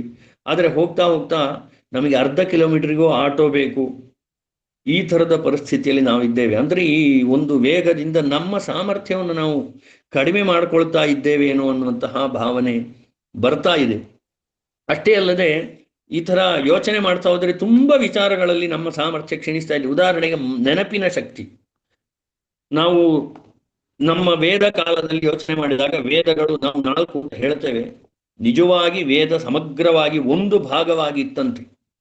ಏಕ ರೂಪದಲ್ಲಿ ವೇದ ಇದ್ದಿದ್ದನ್ನ ವ್ಯಾಸ ಮಹರ್ಷಿಗಳು 4 ವಿಭಾಗ ಮಾಡಿ ಅದನ್ನ ಹಂಚಿದರು. ಅದರಲ್ಲೂ ಹೇಗೆ ಅಂತ ಕೇಳಿದ್ರೆ, ಒಂದೊಂದು ಸಾಮವೇದದಲ್ಲಿ 1000 ಶಾಖೆ, ಯಜುರ್ವೇದದಲ್ಲಿ 101 ಶಾಖೆ, ಋಗ್ವೇದದಲ್ಲಿ 21 ಶಾಖೆ, ಹೀಗೆ ಇದೆ ಅಂತ ಹೇಳ್ತೇವೆ ನಾವು. ಆದ್ರಿಂದ ಅಂತಹ ಶಾಖೆಗಳನ್ನ ಯಾಕೆ ವಿಭಾಗ ಮಾಡಿದ್ರು ಅಂದ್ರೆ ನೆನಪಿಟ್ಟುಕೊಳ್ಳುವ ಶಕ್ತಿ ಕಡಿಮೆ ಆಗ್ತಾ ಇದೆ ಅಂತ ನಮಗೆ ಕಾಣಿಸ್ತಾ ಇದೆ. ಉದಾಹರಣೆಗೆ ಹೇಳಬೇಕಿದ್ರೆ ಇನ್ನೂ ಹೋಗ್ತಾ, ಒಂದು ಮೊಬೈಲ್ ನಂಬರ್ ನೆನಪಿಟ್ಟುಕೊಳ್ಳುವಷ್ಟು ಸಾಮರ್ಥ್ಯ ಕೂಡ ನಮಗೆ ಇಲ್ಲ ಆಗಿದೆ ಈಗ ಈ ಮೊಬೈಲ್ ಆಧುನಿಕತೆ ಯುಗದಲ್ಲಿ. ಹಿಂದೆ ಈಗಲೂ ಇದ್ದೇವೆ, ನಾವು ನೋಡ್ತೇವೆ ವೇದಾಧ್ಯಯನ ಮಾಡುವಂಥವ್ರು ಇಡೀ ವೇದವನ್ನ ಕಂಠಸ್ಥ ಮಾಡಿ ಇಟ್ಕೊಂಡಿರ್ತಾರೆ. ಮನಸ್ಸಿನ ಶಕ್ತಿಯಿಂದ ಒಂದು ಸಾಮರ್ಥ್ಯ ಅಷ್ಟಿದೆ. ಆದರೆ ಹೋಗ್ತಾ ಹೋಗ್ತಾ ನಾವು ತುಂಬಾ ನೆನಪಿನ ಶಕ್ತಿಯನ್ನ ಕಳೆದುಕೊಳ್ತಾ ಇರುವಂತಹ ಪರಿಸ್ಥಿತಿ ಬರುತ್ತೇನೋ ಅಂತ ಅನಿಸ್ತಾ ಇದೆ. ಎಲ್ಲವೂ ಒಂದು ಕೃತ್ರಿಮವಾಗಿ ಪ್ರತಿಯೊಂದು ನೋಟ್ ಮಾಡಿ ಇಟ್ಕೊಳ್ಳುವಂತಹ ಪರಿಸ್ಥಿತಿಯಿಂದ ಅನಿಸ್ತಾ ಇದೆ. ಒಂದು ಅರ್ಧ ಗಂಟೆ ಅಥವಾ 10 ನಿಮಿಷ ನಾವು ಏನೋ ಒಂದು ಮಾತಾಡಬೇಕಿದ್ರೆ ನಮಗೆ ಚೀಟಿ ಆಗತ್ತೆ ಇದೆ, ಯಾವುದೋ ಚೀಟಿ ಬರ್ಕೊಂಡು ಬಂದು ಎಲ್ಲೋ ಒಂದು ನೋಟ್ ಮಾಡಿಕೊಂಡು ಬಂದು ಹೇಳಬೇಕು. ನಿರರ್ಗಳವಾಗಿ ನಾವು ಕೂತ್ಕೊಂಡು 1 ಗಂಟೆ ಮಾತಾಡಿ ಅಂದ್ರೆ ನಮಗೆ ಹೆದರಿಕೆ ಆಗ್ತದೆ. ಎಂತ 1 ಗಂಟೆ ಮಾತಾಡೋದು, ಏನಂತ ಮಾತಾಡೋದು, ನನಗೆ ಅದು ಪಾಯಿಂಟ್ಸ್ ಟಿಕ್ ಮಾಡಿಕೊಳ್ಬೇಕು ಅನ್ನೋ ಪರಿಸ್ಥಿತಿ ನಾವಿದ್ದೇವೆ. ಈ ರೀತಿಯಾಗಿ ಹೋಗ್ತಾ ಹೋಗ್ತಾ ಪ್ರತಿಯೊಂದು ನಮ್ಮ ಒಂದು ಸಂಸ್ಕೃತಿ ನಾಶವಾಗ್ತಾ ಇದೆಯೇನು ಅಂತ ಅನ್ನಿಸ್ತಾ ಇದೆ. ಮತ್ತೆ ನೋಡಿದ್ರೆ ಆಹಾರ ಪದ್ಧತಿ ಕಾರಣ. ಈಗ ಈ ಸಿಸೇರಿಯನ್ ಆಗ್ತಾ ಇದೆ ಅಂದ್ರೆ ಕೆಲಸಗಳು ಮಾತ್ರ ಅಂತ ನಾನು ಹೇಳ್ತಾ ಇಲ್ಲ, ಆಹಾರ ಪದ್ಧತಿಯು ಕೂಡ ಕಾರಣ ಅಂತ ಕಾಣುತ್ತೆ. ಹಿಂದಿನ ಕಾಲದಲ್ಲಿ ಆಯಾಯ ಒಂದು ಕಾಲಕ್ಕೆ, ಈಗ ಮಳೆಗಾಲ ಅಂದ್ರೆ ಈ ಕೆಸುವಿನ ಎಲೆ ಅಂತ ಪತ್ರೋಡೆ ಅಂತ ಹೇಳ್ತಾರೆ ಮಲೆನಾಡು ಕಡೆ ಅಥವಾ ಕಾಸರಗೋಡು ದಕ್ಷಿಣ ಕನ್ನಡ ಕಡೆ ಎಲ್ಲ ಅದನ್ನು ತಿಂತಾ ಇದ್ರು. ಬೇಸಿಗೆ ಅಂದ್ರೆ ಆಯಾ ಕಾಲದಲ್ಲಿ ಬೆಳೆಯುವ ಹಣ್ಣುಗಳನ್ನು ತಿಂತಾ ಇದ್ರು. ಈಗ ಈ ಆಧುನಿಕತೆ ಪ್ರಭಾವದಿಂದ ಏನಾಗಿದೆ ಕೇಳಿದ್ರೆ ಯಾವಾಗ್ಲೂ ಯಾವ ಹಣ್ಣು ಬೇಕಿದ್ರೂ ಸಿಗುವಂತಹ ಪರಿಸ್ಥಿತಿ ಬಂದಿದೆ. ಇನ್ನು ಕೇಳಬೇಕಿದ್ರೆ ನಾವು ಹಣ್ಣಿನ ಜ್ಯೂಸ್ ನೋಡ್ತೇವೆ, ಅದರಲ್ಲಿ ಆ ಹಣ್ಣಿನ ಅಂಶ ಇರುತ್ತೋ ಇಲ್ವೋ ಕೇಳಿದ್ರೆ ದೇವರಿಗೆ ಗೊತ್ತು. ಅದನ್ನು ನಾವು ಹಣ್ಣು ಅಂತ ಹೇಳಿ ಭಾವಿಸಿ ತಿಂತೇವೆ. ಆಮೇಲೆ ಹಿಂದಿನ ಕಾಲದಲ್ಲಿ ನಾವು ಯೋಚನೆ ಮಾಡಿದ್ರೆ ಉಂಡೆಯನ್ನು ಮಾಡಿ ಅಕ್ಕಿಯಿಂದ ಅದನ್ನ ಈ ಶಾವಿಗೆ ಅಚ್ಚಿನಲ್ಲಿಟ್ಟು ಅದನ್ನ ಬಲವಾಗಿ ನಾವು ಒತ್ತಿ ಶಾವಿಗೆ ಮಾಡಿ ಮನೆಯಲ್ಲಿ ತಯಾರು ಮಾಡಿ ತಿಂತಾ ಇದ್ದೆವು. ಅದರಲ್ಲಿ ಅಕ್ಕಿ ಅಂಶ ಬಿಟ್ಟರೆ ಬೇರೆ ಏನೂ ಇರ್ತಿರ್ಲಿಲ್ಲ. ಅದೇ ಈಗ ಏನಾಗಿದೆ, ಮ್ಯಾಗಿ ಬಂದ್ಬಿಟ್ಟಿದೆ ಆ ಶಾವಿಗೆಯ ಸ್ಥಾನದಲ್ಲಿ. ಹಾಗಾಗಿ ನಾನು ಯಾವುದೋ ಒಂದು ಲೇಖನ ನೋಡಿದ್ದೆ, ಈ ಥರ ಸುಮಾರು ವಿಚಾರಗಳನ್ನು ಅವರು ಬರಿತಾ ಇದನ್ನು ಅದು ನುಂಗಿತು, ಅದನ್ನು ಇದು ನುಂಗಿತು ಅಂತ ಯಾರೋ ಒಬ್ರು ಬರೆದಿದ್ರು. ಶಾವಿಗೆಯನ್ನ ಮ್ಯಾಗಿ ನುಂಗಿತ್ತು, ಅಥವಾ ಈ ಹಾಡು ಕೊಡಗನ ಕೋಳಿ ನುಂಗಿತ್ತ ನೋಡವ್ವ ತಂಗಿ ಅಂತ ಹೇಳ್ದಾಗೆ ಶಾವಿಗೆಯ ಮ್ಯಾಗಿ ನುಂಗಿತ್ತ ಅಂತ ಒಂದು ಎಲ್ಲೋ ಹಾಡು ಕೇಳದಂಗಿದೆ. ಪ್ರತಿಯೊಂದು ಅಮ್ಮನ್ನ ಮಮ್ಮಿ ನುಂಗಿ ಇಂತ ಅಮ್ಮ ಅನ್ನುವ ಶಬ್ದ ಹೋಗಿ ಮಮ್ಮಿ ಬಂದ್ಬಿಟ್ಟಿದೆ. ಎಷ್ಟು ಒಂದು ದುಃಖಕರದ ವಿಚಾರ ನೋಡಿ. ಮಮ್ಮಿ ಅಂದ್ರೆ ಏನು ಅಂತ ಎಲ್ರಿಗೂ ಗೊತ್ತಿದೆ. ನಾವು ಹೇಳ್ತಾ ಇದ್ದೇವೆ ಏನಂತ ಕೇಳಿದ್ರೆ, ಮಮ್ಮಿ ಅಂದ್ರೆ ಯಾವುದೋ ಒಂದು ಸಮಾಧಿಯ ಇರುವ ದೇಹದ ಸ್ಥಿತಿ ಅಂತ ಮಮ್ಮಿ ಅಂತ ಕರೀತಾರೆ ಅಂತ ಕೇಳಿದ್ದೇವೆ. ಅಂತಹದ್ದನ್ನ ಈಗ ನಾವು ಅಮ್ಮನನ್ನ ಮಮ್ಮಿ ಅಂತ ಕರೀತಾ ಇದ್ದೇವೆ. ಈ ರೀತಿಯಾಗಿ ನಮ್ಮ ಸಂಸ್ಕೃತ ಇದೆಲ್ಲ ಹೋಗ್ತಾ ಇದೆ ಅಂತ ಅನಿಸ್ತಾ ಇದೆ ಆಧುನಿಕತೆಯ ಒಂದು ವೇಗದಲ್ಲಿ. ಆಮೇಲೆ ಎಷ್ಟರ ಮಟ್ಟಿಗೆ ಅಂದ್ರೆ ನಮಗೆ ಒಂದು ಉದಾಸೀನತೆ, ಯಾವುದರ ಬಗ್ಗೆಯೂ ಒಂದು ಮಾಡಬೇಕಾದಂತಹ ಮನಸ್ಸೇ ಇಲ್ಲ. ಮಾಡಿದ್ರೆ ಆಯ್ತು, ನಾಳೆ ಮಾಡಿದ್ರೆ ಆಯ್ತು, ಅಥವಾ ಇಲ್ಲಿಂದ ಹೋಗ್ಬೇಕಿದ್ರೆ ಆರ್ಡರ್ ಮಾಡಿದ್ರೆ ಬರ್ತದೆ ಏನೋ ಒಂದು, ನಾನು ಯಾಕೆ ಹೋಗ್ಬೇಕು. ಪ್ರತಿಯೊಂದು ಆ ಥರದ ಭಾವನೆಯಲ್ಲಿ ಬಂದಿದೆ. ಎಲ್ಲಿವರೆಗೆ ಅಂತ ಕೇಳಿದ್ರೆ, ಈಗ ಪೇಟೆಗಳಲ್ಲಿ ಬಹುಶಃ ಒಂದು ಬಾಳೆ ಎಲೆ, ಮದರಂಗಿ ಎಲೆ, ಸಮಿತ್ತು ಅಂತ ಹಿಡಿದು ಎಲ್ಲ ಪೇಟೆಯಿಂದ ತರುವ ಪರಿಸ್ಥಿತಿ, ಆನ್ಲೈನಲ್ಲಿ ತರಿಸುವಂತಹ ಸ್ಥಿತಿ ಬಂದಿದೆ ಅಂತ ಅನ್ಸುತ್ತೆ. ಪಕ್ಕದಲ್ಲಿ ಅಂಗಡಿ ಇರುತ್ತೆ, ಅಲ್ಲಿ ಸಿಕ್ಕಿದ್ರೂ ಕೂಡ ನಾವು ಎಲ್ಲೋ ಆನ್ಲೈನಿಂದ ಬುಕ್ ಮಾಡುವಂತಹ ಒಂದು ಉಪೇಕ್ಷೆ ಇದೆ. ಮತ್ತೆ ಕೆಲವೊಮ್ಮೆ ನಾವು ಹೇಳ್ತೇವೆ, ನಮ್ಮ ಸಂಸ್ಕೃತಿಯನ್ನು ನೋಡ್ಕೊಂಡು ನೆಗಾಡ್ತೇವೆ, ಮೂಢನಂಬಿಕೆ ಇದೆಲ್ಲ ಯಾವುದೋ ಅಜ್ಜನ ಕಾಲದಲ್ಲಿ, ಈಗಿನ 26ನೇ ಇಸವಿಯಲ್ಲಿ ಇದೆಲ್ಲ ನಡೆಯುತ್ತಾ ಅಂತ ಕೆಲವರೆಲ್ಲ ಕೇಳೋದುಂಟು. ಈಗ ಉದಾಹರಣೆಗೆ ನಾವು ಹೆಣ್ಣು ಮಕ್ಕಳಿಗೆ ಒಂದಷ್ಟು ವಸ್ತ್ರ ಸಂಹಿತೆಯ ಬಗ್ಗೆಯೋ, ಕುಂಕುಮ ಇಡುವಂಥದ್ದು ಅಥವಾ ಹೂ ಮುಡಿಯುವಂಥದ್ದು, ಇದನ್ನೆಲ್ಲ ಹೇಳಿದರೆ ಈಗಿನ ಕಾಲದಲ್ಲಿ ಕೆಲವರಿಗೆ ಇದೇನಿದು ಅಂತ ಭಾವನೆ ಬರುತ್ತೆ. ಅಥವಾ ಇಂತಹ ವಿಚಾರಗಳಲ್ಲಿ ಈಗ ಮಡಿ ಅಂತ ನಾವು ಹೇಳ್ತೇವೆ, ಶುದ್ಧತೆ ಅಂತ. ಮಡಿ ಅನ್ನೋ ಶಬ್ದಕ್ಕೆ ಅರ್ಥ ನಿಜವಾಗಿ ಏನು, ಶುದ್ಧವಾಗಿರುವುದು ಅಂತ ಅಷ್ಟೇ ಅರ್ಥ. ಕೆಲವೊಮ್ಮೆ ಅದು ಅತಿರೇಕಕ್ಕೆ ಹೋಗಿರಬಹುದು, ಅದು ಬೇರೆ ವಿಷಯ. ನಾನು ಒಂದು ಕಡೆ ಆಸ್ಪತ್ರೆಯಲ್ಲಿ ಬೋರ್ಡ್ ಹಾಕಿದ್ದು ನೋಡಿದ್ದೆ, ಏನಂದ್ರೆ ಚಪ್ಪಲಿಯನ್ನ ಹೊರಗೆ ಬಿಡಿ, ಶಾಸ್ತ್ರಕ್ಕಲ್ಲ ಸ್ವಚ್ಛತೆಗೆ ಅಂತ. ನಾನು ಕೇಳುವುದು, ಈ ಶಾಸ್ತ್ರಗಳಿರುವಂಥದ್ದು ಯಾಕೋಸ್ಕರ? ಸ್ವಚ್ಛತೆಗ ಅಥವಾ ಸುಮ್ಮನೆ ಕಾಟಾಚಾರಕ್ಕಿರುವಂಥದ್ದ? ಈಗ ನಾವು ನೋಡ್ತೇವೆ, ಈಗ ನಾವು ಆಕ್ಷೇಪ ಮಾಡ್ತೇವೆ ಮಡಿ ಅನ್ನೋದನ್ನ, ಆದರೆ ನಾವು ಡಾಕ್ಟರ್ ಒಂದು ಶಾಪಿಗೆ ಅಥವಾ ಆಸ್ಪತ್ರೆಗೆ ಹೋದ್ರೆ ಅವರು ಕೈಗೆ ಗ್ಲೌಸ್ ಹಾಕ್ಕೊಂಡು, ಮುಖಕ್ಕೆ ಮಾಸ್ಕ್ ಹಾಕ್ಕೊಂಡು ಯಾರದೋ ವ್ಯಕ್ತಿಯನ್ನ ಟೆಸ್ಟ್ ಮಾಡ್ತಾರೆ. ಅದಾದ್ಮೇಲೆ ಅವ್ರು ನಮ್ಮನ್ನು ಮುಟ್ಟಿರುವುದಿಲ್ಲ, ಆದರೂ ಆ ಗ್ಲೌಸ್ ಆಗಲಿ ಮಾಸ್ಕ್ ಆಗಲಿ ತೆಗೆದ ಮೇಲೆ ಅವರು ಸೋಪ್ ಹಾಕಿ ಕೈ ತೊಳೆದು ಮುಖ ತೊಳಿತಾರೆ. ಅವಾಗ ನಾವು ಗಲಾಟೆ ಮಾಡ್ಲಿಕ್ಕಾಗತ್ತಾ? ನನ್ನನ್ನು ಮುಟ್ಟಿದ ತಕ್ಷಣ ನೀವು ಯಾಕೆ ಕೈ ತೊಳಿತೀರಿ ಅಂತ. ನಾವು ಹಿಂದಿನ ಕಾಲದಲ್ಲಿ ಏನೋ ಮುಟ್ಟಿದ ತಕ್ಷಣ ಕೈ ತೊಳಿಬೇಕು ಅಂದ್ರೆ ಅದೇನು ಮಡಿ ಅಂತ ಬೈತಿದ್ರು. ನಮಗೆ ಸತ್ಯ ಹೇಳಬೇಕಿದ್ರೆ ಈ ಕೊರೋನಾ ಒಂದು ಬಂದ ಸಂದರ್ಭದಲ್ಲಿ ನಾವು ಗಮನಿಸಿದರೆ ಗೊತ್ತಾಗ್ತದೆ ಎಷ್ಟು ನಮ್ಮ ಮಡಿ ಅನ್ನುವಂಥದ್ದು ಸಾರ್ಥಕವಾಗಿರುತ್ತೆ ಅಂತ. ಅಂದ್ರೆ ನಾವು ಯಾವುದು ಅಗತ್ಯ, ನಿಜವಾಗಿ ಶಾಸ್ತ್ರದಲ್ಲಿ ಏನಿದೆ ಕೇಳಿದ್ರೆ, ನಮ್ಮ ಸಂಸ್ಕೃತಿಯ ಪ್ರಕಾರ ಏನು ಕೇಳಿದ್ರೆ, ನಮ್ಮದೇ ಒಂದು ಅಂಗ ಆಗಲಿ, ನಮ್ಮ ಮೂಗು, ಕಿವಿ, ಕಣ್ಣು ಯಾವುದೇ ಕಾರಣ ಇಲ್ಲದೆ ಸುಮ್ಮನೆ ನಾವು ಮುಟ್ಕೊಳ್ಬಾರದು ಅಂತ ಶಾಸ್ತ್ರದಲ್ಲಿ ನಿಷೇಧ ಇದೆ. ಇದನ್ನ ಮೂರ್ಖತನ ಅಂತ ಹೇಳುವಂಥವ್ರಿಗೆ ನಾವು ಏನು ಹೇಳಬೇಕು? ಯಾಕಂದ್ರೆ ಯಾಕಂದ್ರೆ ಕಣ್ಣು, ಕಿವಿ, ಮೂಗು ಮೊದಲಾದ ಸೂಕ್ಷ್ಮವಾದ ಅಂಶಗಳು. ನಮ್ಮ ಕೈಯಲ್ಲಿರುವ ಏನೋ ವೈರಸ್, ಅಂದ್ರೆ ನಮ್ಮ ಸಂಸ್ಕೃತಿಯಲ್ಲಿ ಅದಕ್ಕೆ ವೈರಸ್ ಅಂತ ಹೇಳ್ತಿರ್ಲಿಲ್ಲ. ಆಧುನಿಕ ಯುಗದಲ್ಲಿ ಅದಕ್ಕೆ ವೈರಸ್ ಅಂತ ಏನೋ ಒಂದು ಹೆಸರು ಕೊಡ್ತಾರೆ, ಇನ್ಫೆಕ್ಷನ್ ಅಂತ ಹೆಸರು ಕೊಟ್ಟಿದ್ದಾರೆ. ಹಿಂದಿನವರು ಆ ಶಬ್ದಗಳನ್ನು ಹಾಕ್ತಿರ್ಲಿಲ್ಲ, ಆದರೆ ಅವರ ಅಭಿಪ್ರಾಯ ಎಷ್ಟು ವಿಸ್ತೃತವಾಗಿತ್ತು ಅಂತ ನಾವು ಯೋಚನೆ ಮಾಡಬೇಕಾಗಿದೆ. ಆಮೇಲೆ ನಮ್ಮ ಒಂದು ಹಿಂದಿನವರ ಮನಸ್ಥಿತಿ ಎಷ್ಟು ವಿಶಾಲವಾಗಿತ್ತು, ಹೇಗಿತ್ತು ಯೋಚನೆ ಮಾಡಿದರೆ ನಮ್ಮ ಸಂಸ್ಕೃತಿಯಲ್ಲಿ ಹೇಗಿತ್ತು. ನಾವು ಉದಾಹರಣೆಗೆ ಹೇಳಬೇಕಿದ್ರೆ, ಹಿಂದಿನ ಕಾಲದಲ್ಲಿ ಹರಿಯುವ ನೀರು ಸ್ವಚ್ಛ ಅಂತ ಒಂದು ಮಾತಿದೆ. ಎಷ್ಟು ಅದಕ್ಕೆ ನಾನು ಸಂಸ್ಕೃತ ಹೆಚ್ಚು ಹೇಳುವುದಿಲ್ಲ, ಇರುವ ಒಂದು ಅರ್ಧ ಗಂಟೆಯಲ್ಲಿ ಸ್ವಲ್ಪ ವಿಚಾರಗಳನ್ನು ಜಾಸ್ತಿ ಹೇಳಲಿಕ್ಕೆ ಪ್ರಯತ್ನ ಪಡ್ತೇನೆ. ಆನೆಯ ಸೊಂಡಿಲಿನಷ್ಟು ಅಗಲವಾಗಿ ನೀರು ಹರಿತಾ ಇದ್ರೆ ಅಂತಹ ನೀರಿಗೆ ದೋಷ ಇಲ್ಲ ಅಂತ ಹಿಂದೆ ಹೇಳುತ್ತಿದ್ದಾರೆ. ನಮಗೆ ಪ್ರಶ್ನೆ ಬರುತ್ತೆ. ಹಾಗಿದ್ರೆ ಆನೆ ಸೊಂಡಿಲಿನ ಅಗಲಷ್ಟು ನೀರು ಬಂದ್ರೆ ಅದರಲ್ಲಿ ಏನ್ ಬೇಕಿರೋ ಬರ್ಲಿ, ಮಲಮೂತ್ರಗಳು ಬರ್ಬೋದು, ಅಥವಾ ಇನ್ನೇನೋ ಗಲೀಜ್ ಬರ್ಬೋದು, ಚರಂಡಿಗೆ ನೀರು ಬರ್ಬೋದು, ಅದನ್ನು ನಾವು ಕುಡಿಬಹುದಾ, ಅಲ್ಲಿ ಸ್ನಾನ ಮಾಡಬಹುದಾ ಅಂತ ಪ್ರಶ್ನೆ ಬರ್ಬೋದು. ಆದ್ರೆ ಧರ್ಮಶಾಸ್ತ್ರ ವಾಕ್ಯವನ್ನು ನಾನು ತೋರಿಸ್ಲಿಕ್ಕೆ ಸಿದ್ಧನಾಗಿದ್ದೇನೆ. ಏನು ಅಂತ ಕೇಳಿದ್ರೆ, ಹರಿಯುವ ನೀರಿನಲ್ಲಿ ಉಗುಳಬಾರದು, ಅಥವಾ ಮಲಮೂತ್ರಾದಿಗಳನ್ನ ಹರಿಯುವ ನೀರಿಗಿಂತ ಒಂದು ಅರ್ಧ ಮೈಲಿ ದೂರದಲ್ಲಿ ವಿಸರ್ಜನೆ ಮಾಡಬೇಕು. ಹರಿಯುವ ನೀರಿನ ಸಮೀಪದಲ್ಲಿ ಕೂಡ ಮಲಮೂತ್ರಾದಿ ವಿಸರ್ಜನೆ ನಿಷಿದ್ಧ ಅಂತ ಶಾಸ್ತ್ರದಲ್ಲಿ. ಅವ್ರು ಯಾವ ಒಂದು ಯೋಚನೆಯಲ್ಲಿ ಬರೆದಿರಬಹುದು ಅದನ್ನ ಅಂತ ನಾವು ಯೋಚನೆ ಮಾಡಿದ್ರೆ ನಮಗೆ ಅರ್ಥ ಆಗುತ್ತೆ. ಈಗ ಏನಾಗಿದೆ, ಎಲ್ಲಾ ಮಾಲಿನ್ಯಗಳನ್ನ ನಾವು ಹರಿಯುವ ನೀರಿಗೆ ಬಿಡ್ತಾ ಇದ್ದೇವೆ. ಹಾಗಾಗಿ ನಮಗೇನಾಗಿದೆ, ನೀರು ಕುಡಿಬೇಕಿದ್ರೆ ಫಿಲ್ಟರ್ ನೀರೇ ಬೇಕು, ಅದು ಹೊಸ ಹೊಸ ಫಿಲ್ಟರ್ಗಳು. ಅಷ್ಟು ಫಿಲ್ಟರ್ಗಳು ಬಂದರೂ ಕಾಯಿಲೆ ಏನು ಕಡಿಮೆ ಆಗಿಲ್ಲ. ಹಳ್ಳಿಗಳಲ್ಲಿ ಇವತ್ತಿಗೂ ಹರಿಯುವ ನೀರನ್ನು ಹಾಗೆ ಕೈಯಲ್ಲಿ ಬೊಗಸೆಯಲ್ಲಿ ತೆಗೆದು ಬಾಯಿಯಲ್ಲಿ ಕುಡಿದ್ರೆ ಏನೂ ಆಗಲ್ಲ. ನಾನು ಪ್ರತ್ಯಕ್ಷ ಇವತ್ತಿಗೂ ನಾನು ಫಿಲ್ಟರ್ ನೀರು ಕುಡಿಯುವುದಿಲ್ಲ. ಆದ್ರೆ ಈಗ ನದಿಗಳು ಮಾಲಿನ್ಯ ಆಗ್ತಾ ಇರುವಂಥದ್ದು ಯಾವುದರಿಂದ? ಹಿಂದಿನ ಕಾಲದ ಒಂದು ಸಂಸ್ಕೃತಿಯಿಂದಲೋ. ಯಾಕಂದ್ರೆ ಎಂಜಿಲು ಬಾಯಿಗೆ ನೀರನ್ನು ಹಾಕಿದ್ರೆ ಉಗುಳಬಾರದು, ನದಿಯಿಂದ ಹೊರಗೆ ಉಗುಳಬೇಕು ಅಂತ ಶಾಸ್ತ್ರದಲ್ಲಿ ವಚನ ಇದೆ. ಅಷ್ಟು ಒಂದು ನಿಯಮಬದ್ಧವಾಗಿ ಜೀವನ ಸಾಗಿಸ್ತಾ ಇರುವಂತಹ ಸಂಸ್ಕೃತಿ ನಮ್ಮ ಭಾರತದ ಸಂಸ್ಕೃತಿ. ಅದಕ್ಕೆ ನಾವು ಹೆಮ್ಮೆ ಪಡಬೇಕು. ಅದಕ್ಕೆ ಹೇಳಿದ ನಾನು ಆಧುನಿಕ ವಿರೋಧಿ ನಾನಲ್ಲ, ಆದ್ರೆ ಆಧುನಿಕ ದೃಷ್ಟಿಯಲ್ಲಿ ಏನ್ ಬೇಕಿದ್ರೂ ಮಾಡಬಹುದಾ ಅನ್ನುವಂತಹ ಪರಿಸ್ಥಿತಿ. ಆಮೇಲೆ ಹಿಂದಿನ ಕಾಲದಲ್ಲಿ ನಾವು ಯೋಚನೆ ಮಾಡಿದ್ರೆ ಕೃಷಿ ಕಾರ್ಯಗಳು ಅದಕ್ಕೆ ಅತ್ಯಂತ ಪ್ರಾಮುಖ್ಯತೆ ಇತ್ತು. ಈಗ ಹೋಗ್ತಾ ಹೋಗ್ತಾ ಕಡಿಮೆ ಆಗ್ತಾ ಬಂದಿದೆ. ಏನಾಗಿದೆ, ಗದ್ದೆಗಳೆಲ್ಲ ಲೇಔಟ್ ಆಗ್ತಾ ಇದೆ, ಆಧುನಿಕತೆಯ ಅಂತ ಪ್ರಭಾವ ಅಂತ ನಾವು ಹೇಳ್ತಾ ಇದ್ರೆ. ನಮ್ಮ ಸಂಸ್ಕೃತಿಯಲ್ಲಿ ಏನು ಅಂದ್ರೆ ಭೂಮಿ ದೇವಿ ಅಂತ ಪೂಜೆ ಮಾಡ್ತಿದ್ರು. ಆ ದೀಪಾವಳಿಯ ಸಂದರ್ಭದಲ್ಲಿ ಆ ಗದ್ದೆಗಳಲ್ಲೆಲ್ಲ ದೀಪ ಹಚ್ಚಿ ಪೂಜೆ ಮಾಡ್ತಿದ್ರು.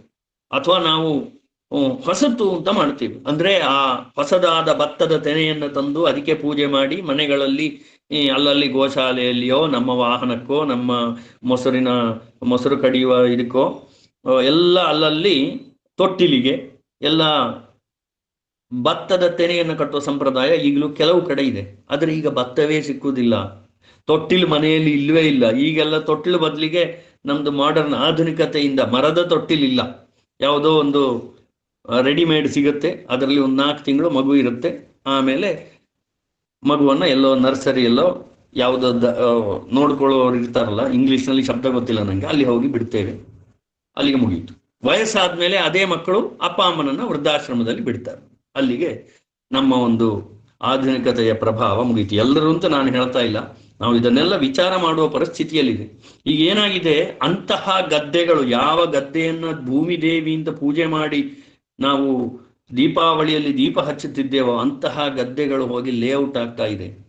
ಹೀಗೆ ಹೋಗ್ತಾ ಹೋಗ್ತಾ ಒಂದಷ್ಟು ವರ್ಷ ಕಳೆದರೆ ಬಹುಶಃ ನಾವು ಏನನ್ನು ತಿನ್ನಬೇಕು ಅಂತ ಗೊತ್ತಿಲ್ಲ. ಯಾಕಂದ್ರೆ ಗದ್ದೆಗಳೆಲ್ಲ ನಾಶವಾಗಿ ಲೇಔಟ್ ಆದ್ರೆ ಆ ಲೇಔಟ್ ಅನ್ನ ಮತ್ತೆ ಪುನಃ ಧ್ವಂಸ ಮಾಡಿ ಅಲ್ಲಿ ನಾವು ಗದ್ದೆಯನ್ನ ಬೆಳಿಲಿಕ್ಕೆ ಅಥವಾ ಭತ್ತವನ್ನು ಬೆಳಿಲಿಕ್ಕೆ ಖಂಡಿತ ಸಾಧ್ಯ ಇಲ್ಲ. ಇದನ್ನು ನಾವು ಖಂಡಿತ ಯೋಚನೆ ಮಾಡಬೇಕು.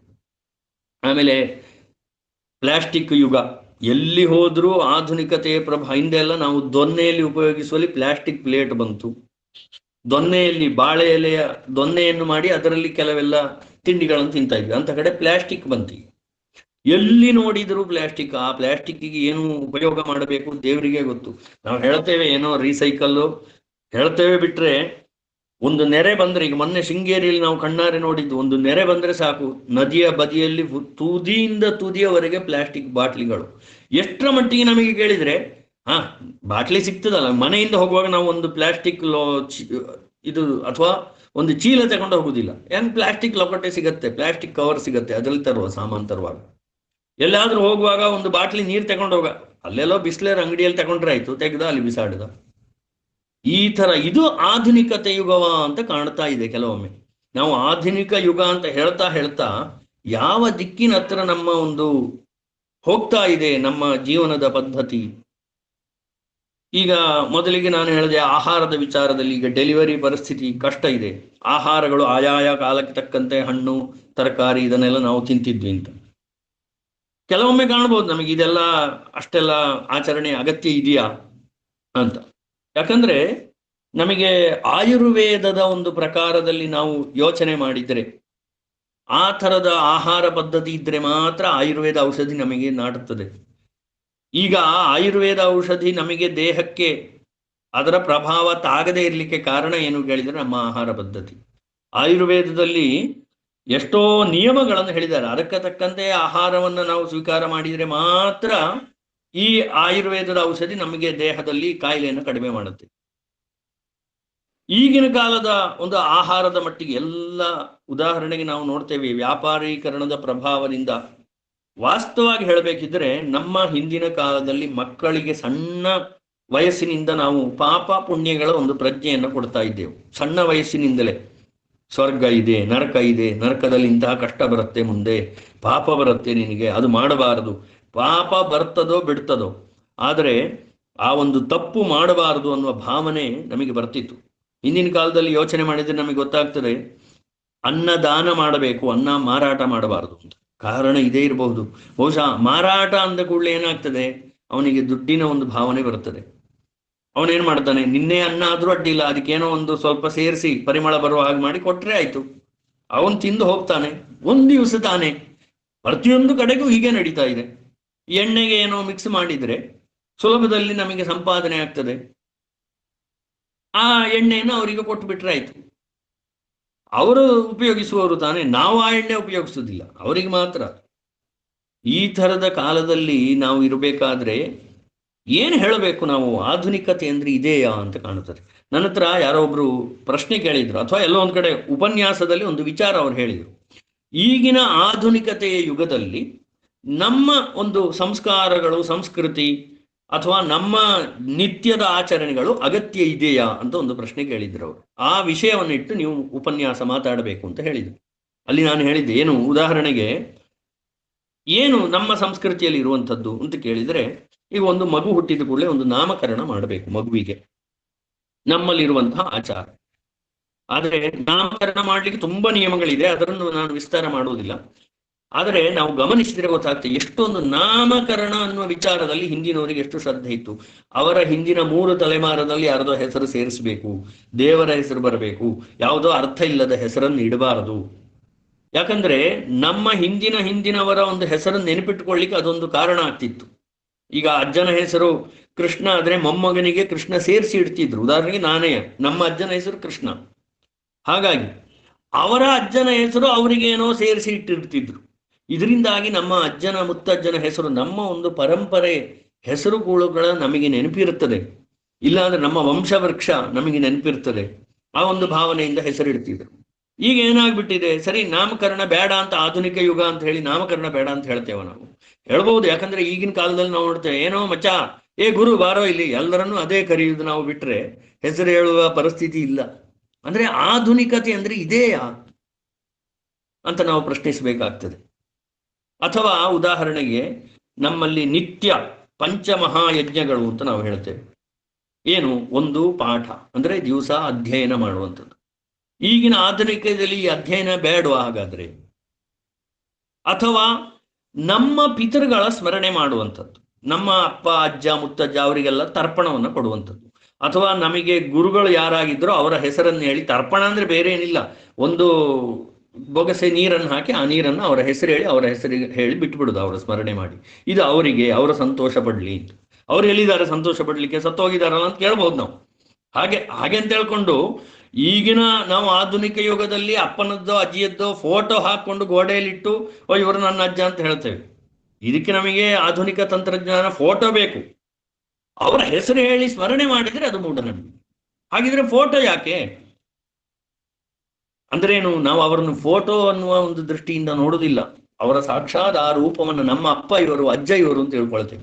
ಅದೇ ಭಾವನೆಯಿಂದ ಪ್ರತಿ ದಿವಸ ಅವರನ್ನೊಂದು ಸ್ಮರಣೆ ಮಾಡುವಂಥದ್ದು, ವಿದ್ಯೆ ಕೊಟ್ಟ ಗುರುಗಳಿಗೆ ಈ ತರ. ಆಮೇಲೆ ನಮ್ಮ ಋಷಿಗಳಿಗೆಲ್ಲ ತರ್ಪಣವನ್ನು ಕೊಡುವಂಥದ್ದು. ಇದು ಬೇಡವಾ? ಮತ್ತೆ ಇನ್ನೊಂದು ಹೇಳ್ತಾರೆ, ಅತಿಥಿ ಸತ್ಕಾರ. ಈಗ ಅವರು ಮೊದಲಿಗೆ ನಿರೂಪಣೆ ಮಾಡುವಾಗ ಹೇಳಿದ್ರು, ಮಾತೃದೇವೋಭವ, ಪಿತೃದೇವೋಭವ, ಅತಿಥಿ ದೇವೋಭವ ಅಂತೆಲ್ಲ ಅವ್ರು ಹೇಳಿದ್ರು. ಅದು ನಮಗೆ ಅನುಕೂಲವೇ ಈಗ ಯೋಚನೆ ಮಾಡಿದರೆ. ಯಾಕೆ? ನಾವು ನಮ್ಮ ವಿದ್ಯೆಯಲ್ಲಿ ಅಥವಾ ನಮ್ಮ ಸನಾತನ ಸಂಸ್ಕೃತಿಯಲ್ಲಿ ನಾವು ಅಪ್ಪ ಅಮ್ಮನ ತರ ಕಾಣುವುದಿಲ್ಲ, ಅವರನ್ನು ದೇವರು ಅನ್ನೋ ಭಾವನೆಯಿಂದ ಕಾಣಬೇಕು ಅಂತ ಹೇಳ್ಕೊಡ್ತೇವೆ. ಆದರೆ ಈಗಿನ ಒಂದು ಕಲಿಯುಗದಲ್ಲಿ ಅಪ್ಪ ಅಮ್ಮನಿಗೆ ಸಂಬಂಧ ಅಷ್ಟೇ, ಮಕ್ಕಳಿಗೂ ಅಪ್ಪ ಅಮ್ಮನಿಗೂ ಆ ಥರ ಆಗ್ತಾ ಇದೆ ಈಗಿನ ಆಧುನಿಕ ಯುಗದಲ್ಲಿ. ಹಾಗಾಗಿ ಅದೇ ಹೇಳಿದ್ನಲ್ಲ, ಮೊದಲಿಗೆ ಎಲ್ಲ ನರ್ಸರಿಯಲ್ಲೇ ಬೆಳೆಯುವುದಾಗಿದೆ.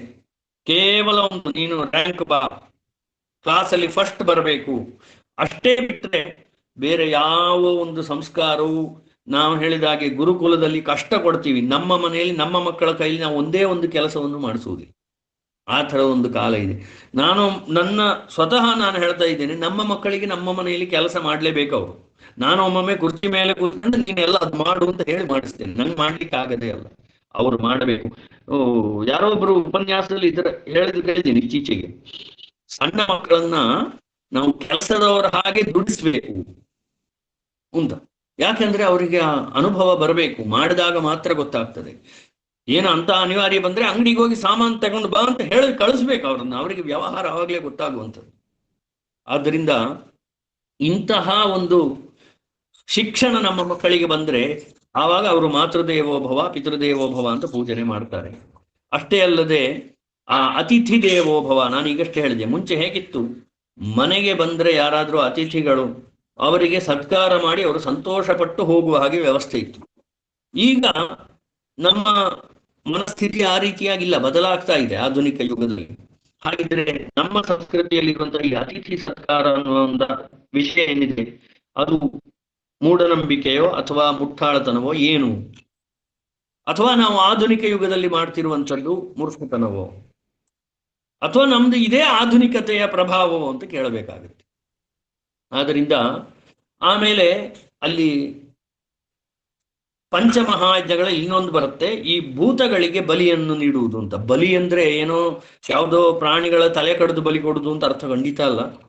ನಾವು ತಿನ್ನುವ ಆಹಾರದಲ್ಲಿ ಒಂದು ಸ್ವಲ್ಪವನ್ನ ತೆಗೆದು ಯಾವುದೋ ಪ್ರಾಣಿಗಳಿಗೆ ನೀಡುವಂಥದ್ದು. ದನಕ್ಕೆ ಗೋಗ್ರಾಸವನ್ನ ನೀಡುವಂತಹ ಪದ್ಧತಿ ಎಲ್ಲ ಕಡೆ ಇದೆ. ಈಗ ಏನಾಗಿದೆ, ಮನೆಯಲ್ಲಿ ದನವೇ ಇಲ್ಲ, ಹಾಲು ಅಂತ ನಾವು ತಂದು ಕುಡಿತೇವೆ, ಅದರಲ್ಲಿ ಎಷ್ಟು ಅಂಶದ ಪ್ರಮಾಣದಲ್ಲಿ ಹಾಲಿದೆಯೋ ಖಂಡಿತ ನಮಗೆ ವಿಶ್ವಾಸ ಇಲ್ಲ, ನಾವು ಕುಡಿತಾ ಇದ್ದೇವೆ. ಎಷ್ಟೋ ಕಡೆ ನಮಗೆ ಒಳ್ಳೆ ಹಾಲೇ ಸಿಗಬಹುದು, ಇಲ್ಲ ಅಂತ ನಾನು ಹೇಳ್ತಾ ಇಲ್ಲ.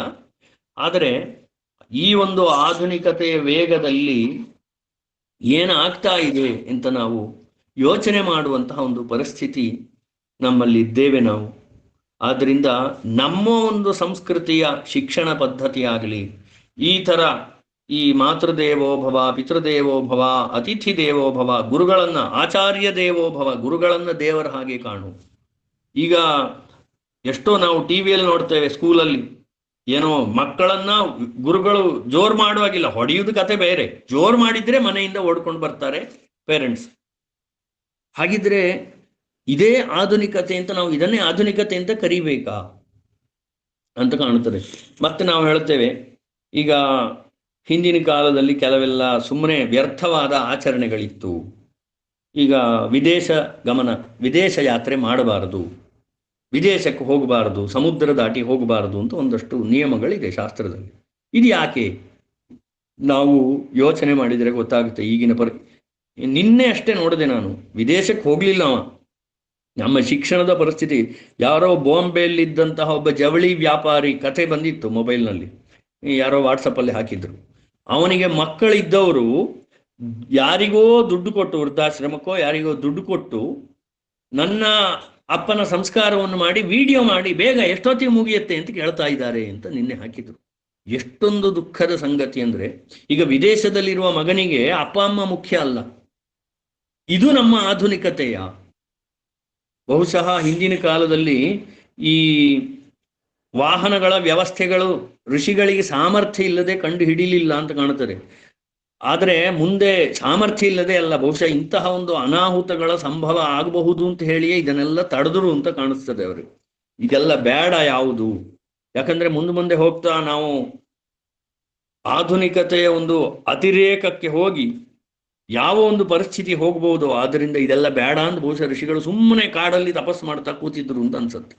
ಅವರಿಗೆ ಸಾಮರ್ಥ್ಯ ಇಲ್ಲದೆ ಅಲ್ಲ, ಯಾವುದೋ ಟೆರೆಸ್ ಬಿಲ್ಡಿಂಗ್ ಮೇಲೆ ಬಿಲ್ಡಿಂಗ್ ಕಟ್ಟಲಿಕ್ಕೆ ಸಾಧ್ಯ ಇಲ್ಲದೆ ಅಲ್ಲ, ಅವರು ಗುಡಿಸಲಿನಲ್ಲಿ ಪರ್ಣಶಾಲೆ ಅಂತ ನಾವು ಹೇಳ್ತೀವಲ್ಲ, ವಾಸ ಮಾಡ್ತಾ ಇದ್ದದ್ದು ಅಂತ ಅನ್ಸುತ್ತೆ. ಆ ಥರದ ಒಂದು ಪರಿಸ್ಥಿತಿ ಇದೆ. ಯಾಕಂದ್ರೆ ಅಪ್ಪ ಅಮ್ಮನ ಒಂದು ಸಂಸ್ಕಾರ ಮಾಡುವಂತಹ ತಾಳ್ಮೆ ನಮ್ಮ ಆಧುನಿಕ ಮಕ್ಕಳಿಗೆ ಇಲ್ಲ ಅನ್ನುವಂತಹ ಪರಿಸ್ಥಿತಿ ಬಂದಿದೆ. ಇದು ನಮ್ಮ ಶಿಕ್ಷಣದ ಪ್ರಭಾವವೋ ಆಧುನಿಕತೆಯ ಪ್ರಭಾವವೋ ಏನು ಅಂತ ಹೇಳಲಿಕ್ಕೆ ಅರ್ಥ ಆಗ್ತಾ ಇಲ್ಲ. ಮತ್ತೆ ಎಷ್ಟು ಅಂತ ಕೇಳಿದರೆ ವಿದೇಶದ ಒಂದು ವ್ಯಾಮೋಹ ಅಂತ ಹೇಳಿದರೆ ನಮ್ಮ ಪರಿಸ್ಥಿತಿ ಏನಾಗಿದೆ. ಈ ಉದಾಹರಣೆಗೆ ನಾವು ಬರ್ತ್ಡೇ ನಮ್ಮ ಮಕ್ಕಳಿಗೆ ಆಚರಣೆ ಮಾಡ್ತಾ ಇದ್ದೇವೆ. ಹೇಗೆ ಮಾಡ್ತಾ ಇದ್ದೇವೆ? ಯಾವಾಗ ಬರ್ತ್ಡೇ ಕೇಳಿದರೆ ಜನವರಿ 2, ಡಿಸೆಂಬರ್ 15. ನಮಿಗೂ ಅದಕ್ಕೂ ಸಂಬಂಧವೇ ಇಲ್ಲ. ನಿಜವಾಗಿ ನಮ್ಮದು ಚೈತ್ರ ವೈಶಾಖ ಮಾಸ, ನಾವು ಪಂಚಮಿ ತಿಥಿ ಇಂಥ ದಿವಸ. ನಾನು ಅದಕ್ಕೆ ನಾಗರಾಜನ್ನ ನಿಮ್ದು ಡೀಟೇಲ್ ಬೇಕು, ಹುಟ್ಟಿದ ದಿವಸ ಬೇಕು ಅಂತ ಕೇಳುವಾಗ ದುಂದುಬಿ ಸಂವತ್ಸರ, ಹುಣ್ಣಿಮೆ, ಜ್ಯೇಷ್ಠ ಮಾಸ ಹುಣ್ಣಿಮೆ ಅಂತ ಬರೆದು ಮತ್ತೆ ಸುಮ್ಮನೆ 11/5/82 ಅಂತ ಹಾಕಿದ್ದೆ. ಈಗಿನ ಬಿಡ್ಲಿಕ್ಕೆ ಆಗುದಿಲ್ಲ ಅಲ್ಲ, ಆಧುನಿಕತೆಯನ್ನು ನಾವು ಹೊರತಾದವರಲ್ಲ. ಆದರೂ ಕೂಡ ಯಾಕಂದ್ರೆ ನಮ್ಮ ಮಕ್ಕಳಿಗೆ ಗೊತ್ತೇ ಇಲ್ಲ. ನಮ್ಮ ಮಕ್ಕಳೇ ನಮ್ಮನ್ನು ಆಕ್ಷೇಪ ಮಾಡ್ತಾರೆ, ಯಾಕೆ ಮಾಡಬಾರದು, ಡೇಟ್ ಪ್ರಕಾರ ಮಾಡಿದ್ರೆ ಏನು ತೊಂದರೆ ಅಂತ.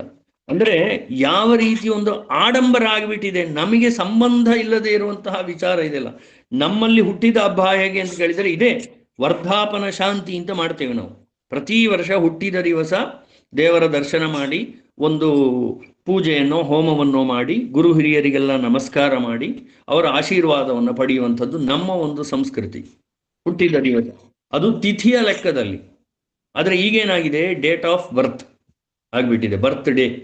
ಏನು ಮಾಡ್ತೇವೆ, ಏನೋ ಒಂದಷ್ಟು ಸಾಯಂಕಾಲ ಕೇಕೋ ಬೇಡದಿರುವಂಥಷ್ಟು ತಂದು ಹಿಂದುಗಡೆ ಡೆಕೋರೇಷನ್ನು, ಏನೋ ಹೇಳಿ ಪ್ರಯೋಜನ ಇಲ್ಲ.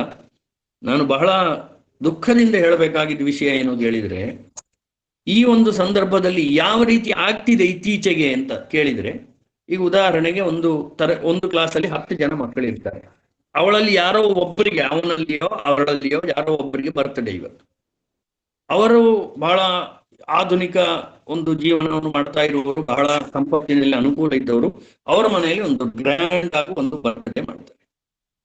ಹೇಗೆ ಮಾಡ್ತಾರೆ, ಅವಳ ಫೋಟೋ ಹಾಕಿ ಹಿಂದ್ಗಡೆ ಡೆಕೋರೇಷನ್ ಎಲ್ಲ ಮಾಡಿ, ಕೇಕ್ ಎಲ್ಲ ಕಟ್ ಮಾಡಿಸಿ, ಬಂದವರಿಗೆಲ್ಲ ಗಿಫ್ಟ್, ಏನೇನೋ ಗಿಫ್ಟ್ ಕೊಡ್ತಾರೆ. ಬಹಳ ಅದ್ಧೂರಿಯಾಗಿ ಮಾಡಿ ಅವತ್ತು ಒಂದು ಎಂಜಾಯ್ಮೆಂಟ್ ಮಾಡಿ ಎಲ್ಲರಿಗೂ ಖುಷಿಪಡಿಸಿ ಕಳಿಸ್ತಾರೆ. ನಾಳೆ ಪಕ್ಕದ ಮನೆಯಲ್ಲಿ ಒಬ್ಬ ಪಾಪ, ಅವನಿಗೆ ಊಟಕ್ಕೂ ಗತಿ ಇರುವುದಿಲ್ಲ, ಅವನ ಮಗಳಿಗೆ, ಅವಳು ಅಲ್ಲಿಗೆ ಬರ್ತ್ಡೇ ಪಾರ್ಟಿಗೆ ಹೋಗಿ ನೋಡಿ ಬಂದಿರ್ತಾಳೆ. ಅವಳು ಅಪ್ಪನ ಹತ್ರ ಕೇಳ್ತಾಳೆ, ಅಪ್ಪ ನನ್ನ ಬರ್ತ್ಡೇ ಇಲ್ವಾ, ಅಲ್ಲಿ ಮಾಡಿದ್ರಲ್ಲ, ನನಗೆ ಬರ್ತ್ಡೇ ಯಾವಾಗ ಅಂತ ಕೇಳ್ತಾಳೆ. ಅದಲ್ಲದೆ ಇನ್ನೊಂದು ಯೋಚನೆ ಮಾಡಬೇಕು, ಈ ಗಿಫ್ಟಿನ ಕಥೆ ಏನಾಗುತ್ತೆ. ಈಗ ಅವ್ರು ಗಿಫ್ಟ್ ಕೊಟ್ರು, ಏನ್ ಕೊಟ್ರು ಗಿಫ್ಟು? ನಿಜವಾಗಿ ಹೇಳಬೇಕಿದ್ರೆ ಅಲ್ಲಿ ಬಂದ ಯಾವ ಮಕ್ಕಳಿಗೂ ಅವರು ಕೊಡುವ ಗಿಫ್ಟ್ ಉಪಯೋಗ ಇರಲ್ಲ. ಸರಿ, ಇವರು ಅವ್ರ ಮನೆಗೆ ಹೋಗ್ತಾ ಖಾಲಿ ಕೈಯಲ್ಲಿ ಹೋಗ್ಲಿಕ್ಕೆ ಆಗಲ್ಲ, ಬರ್ತ್ಡೇಗೆ ಹೋಗುವಾಗ ಗಿಫ್ಟ್ ತಗೊಂಡು ಹೋಗ್ಬೇಕು. ಆ ಮಗುವಿಗೂ ನಾವು ಕೊಡುವ ಗಿಫ್ಟ್ ಯಾವುದೇ ಉಪಯೋಗ ಇರಲ್ಲ. ಯಾಕಂದ್ರೆ ಅವ್ರ ಮನೆಯಲ್ಲಿ ಕೊನೆಯಲ್ಲಿ ನೋಡಿದ್ರೆ ಏನಾಗಿರುತ್ತೆ, ಅದು ಒಂದು 4 ದಿವಸ ಅವಳೇನೋ ಇಂಟ್ರೆಸ್ಟ್ ಅಲ್ಲಿ ಉಪಯೋಗಿಸ್ತಾಳೆ, ಮತ್ತೊಂದು 4 ದಿವಸ ಆದ್ಮೇಲೆ ಕಸದ ಬುಟ್ಟಿಗೆ ಹೋಗುವಂತಹ ಗಿಫ್ಟ್ಗಳು. ಇಲ್ಲದಿದ್ರೆ ಎಲ್ಲೋ ಮೂಲೆಯಲ್ಲಿ ಬಿದ್ದಿರುವಂತ. ಇದೆಲ್ಲ ಒಂಥರ ನಾವು ಕೃತ್ರಿಮವಾಗಿ ಆಡಂಬರವನ್ನ ಪ್ರದರ್ಶನ ಮಾಡುವುದು ಅಂತ ಅನ್ಸುತ್ತೆ. ತಪ್ಪು ಅಂತ ನಾನು ಹೇಳ್ತಾ ಇಲ್ಲ, ಅಗತ್ಯ ಇದೆಯಾ ಅಂತ ನಾವು ಯೋಚನೆ ಮಾಡಬೇಕು. ನಮ್ಮ ಹತ್ರ ಇದೆ ಅಂತ ನಾವು, ಈಗ ಹಿಂದಿನ ಕಾಲದಲ್ಲೂ ಇತ್ತು, ಯಾವುದೋ ಹಬ್ಬದಲ್ಲಿ ಉಡುಗೊರೆ ಕೊಡುವಂಥದ್ದು, ತಾಯಿ ಮನೆ ಉಡುಗೊರೆ, ದೀಪಾವಳಿಯಲ್ಲಿ ಹಬ್ಬದಲ್ಲಿ ಉಡುಗೊರೆ ಅಥವಾ ಒಂದು ಹೊಸ ಬಟ್ಟೆ ತಗೊಳ್ಳೋದು ಅಂತ. ಕಾರಣ ಏನಿತ್ತು ಅಂತ ನಾವು ಯೋಚನೆ ಮಾಡ್ಬೇಕು. ಹಿಂದಿನ ಕಾಲದಲ್ಲಿ ಇರಲಿಲ್ಲ ಅಂತ ನಾನು ಹೇಳಲ್ಲ. ಹಿಂದಿನ ಕಾಲದಲ್ಲಿ ಏನು ಪರಿಸ್ಥಿತಿ ಇತ್ತು ಕೇಳಿದ್ರೆ, ಆ ಹಬ್ಬದಲ್ಲಿ ವರ್ಷದಲ್ಲಿ ಒಮ್ಮೆ ಬಟ್ಟೆ ತಗೊಂಡ್ರೆ ಆಯ್ತು, ಮತ್ತೆ ಮುಂದಿನ ವರ್ಷ ಬಟ್ಟೆ ತಗೊಳ್ಳೋದು. ಅಥವಾ ಆ ಹುಟ್ಟಿದ ಹಬ್ಬಕ್ಕೆ ಯಾರೋ ಬಂದು ಬಟ್ಟೆ ಕೊಟ್ರೆ ಆಯ್ತು, ಮತ್ತೆ ಬೇರೆ ಬಟ್ಟೆ ಇಲ್ಲ. ಈಗ ಆ ಬಟ್ಟೆಯನ್ನು ನಾವು ಉಪಯೋಗಿಸ್ತೇವೆ ಅಂತ ಹೇಳಲಿಕ್ಕಾಗಲ್ಲ.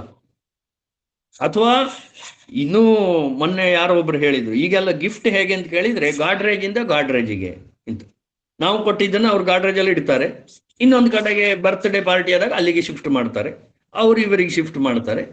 ಹೀಗೆ ಆಗುತ್ತೆ ಬಿಟ್ರೆ. ಅಂದ್ರೆ ತಪ್ಪು ಅಂತ ನಾನು ಹೇಳ್ತಾ ಇಲ್ಲ, ಎಂತಹ ನಾವು ವಾಸ್ತವಿಕತೆಯನ್ನು ಒಪ್ಕೊಳ್ಬೇಕು. ನಾನು ಹೇಳೋದು, ನಾನು ಅದಕ್ಕೆ ಮೊದಲಿಗೆ ಹೇಳಿದ್ದೆ, ಆಧುನಿಕತೆಗೆ ನಾನು ವಿರೋಧಿ ಅಲ್ಲ, ಆದರೆ ನಮ್ಮ ಸಂಸ್ಕೃತಿ ಎಲ್ಲಿಗೆ ಹೋಗ್ತಾ ಇದೆ.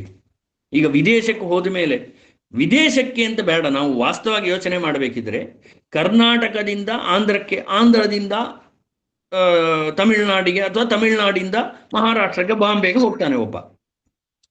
ಈಗ ನಮ್ಮ ಮನೆಯ ಆಚಾರ ವಿಚಾರಗಳು ಯಾವುದು ನಮಗೆ ಗೊತ್ತಿಲ್ಲ. ಆಯ್ತು, ಮುಂದೆ ನಮ್ಮ ಮಕ್ಕಳಿಗೆ ಏನೇನೂ ಗೊತ್ತಿಲ್ಲ. ಒಟ್ಟಿನಲ್ಲಿ ಆಚಾರಹೀನರಾಗ್ತಾ ಇದ್ದೇವೆ ನಾವು. ಯಾವುದೇ ಒಂದು ಸಂಪ್ರದಾಯಗಳು, ನಮ್ಮ ಕ್ರಮಗಳು ನಮಗೆ ಗೊತ್ತಿಲ್ಲ. ಹಾಗಿದ್ರೆ ಇದೇ ಆಧುನಿಕತೆಯ ಅಂತ ಬಹಳ ದುಃಖದಿಂದ ಕೇಳುವಂತಹ ಒಂದು ಪರಿಸ್ಥಿತಿ ನಮ್ಮದಾಗಿದೆ. ಹೀಗೆ ಹೋಗ್ತಾ, ಆದ್ದರಿಂದಲೇ ನಮ್ಮ ಒಂದು ಜೀವನದ ಮೌಲ್ಯಗಳು ಕಡಿಮೆ ಕಡಿಮೆ ಆಗ್ತಾ ಹೋಗ್ತಾ ಇದೆ ಅಂತ ನನಗೆ ಅನಿಸ್ತಾ ಇದೆ. ಆಗ್ಲಿ, ಈಗ ಏನು ವಿದೇಶಕ್ಕೆ ಹೋಗಿ ನಮ್ಮ ಸಂಪ್ರದಾಯಗಳು ಬಿಟ್ಟರೆ ಏನೀಗ ತೊಂದರೆ ಅಂತ ಕೇಳಬಹುದು. ನಾವು ವಿಚಾರ ಮಾಡಿದರೆ ಗೊತ್ತಾಗುತ್ತೆ, ಹಿಂದೆ ಈ ದಾಂಪತ್ಯ ಅನ್ನುವಂಥದ್ದು ಎಷ್ಟೊಂದು ಅನ್ಯೋನ್ಯತೆಯಿಂದ ಇತ್ತು. ಎಷ್ಟೇ ಕಷ್ಟ ಇದ್ದಿರ್ಬೋದು ಗಂಡ ಹೆಂಡತಿಯ ಮಧ್ಯದಲ್ಲಿ, ಅಥವಾ ಕೆಲವೊಮ್ಮೆ ಜಗಳಗಳು ಆಗಬಹುದು. ನಾವು ಗಾದೆಯನ್ನು ಹೇಳ್ತೀವಲ್ಲ, ಗಂಡ ಹೆಂಡತಿಯ ಜಗಳ ಉಂಟು ಮಲಗುವ ತನಕ ಅಂತ. ಆದರೆ ಈ ಡೈವೋರ್ಸ್ ಅನ್ನುವಂತಹ ಒಂದು ಶಬ್ದ ಕೂಡ ಗೊತ್ತಿರಲಿಲ್ಲ. ಈಗ ಅದು ಸಾಮಾನ್ಯ ಆಗ್ಬಿಟ್ಟಿದೆ ಶಬ್ದ. ಯಾಕೆ? ಏನೋ ಒಂದು ವ್ಯತ್ಯಾಸ ಆಯ್ತಾ ಡೈವೋರ್ಸ್. ಕಾರಣ ಏನು? ನನಗೆ ಅಗತ್ಯ ಇಲ್ಲ. ಇದು ಆಧುನಿಕ ಜೀವನವ? ಒಂದು ಪರಸ್ಪರ ಬಾಂಧವ್ಯ ಅನ್ನುವಂಥದ್ದು ಇಲ್ಲ ಆಗ್ಬಿಟ್ಟಿದೆ. ಹಿಂದೆ ನಾವು ಹೇಳ್ತೇವೆ ಸೋದರ ಮಾವ, ಯಾವುದೇ ಒಂದು ಮದುವೆ ಆಗ್ಬೇಕ್ರೆ ಸೋದರ ಮಾವ, ಅಜ್ಜ ಅಜ್ಜಿ ಮನೆಗೆ ಹೋಗುದು. ಈಗ ಮಕ್ಕಳಿಗೆ ಅದು ಗೊತ್ತೇ ಇಲ್ಲ. ಅಜ್ಜ ಅಜ್ಜಿ ಅಂದ್ರೆ ಯಾರು ಅಂತಲೇ ಎಷ್ಟೋ ಜನಕ್ಕೆ ಗೊತ್ತಿಲ್ಲ.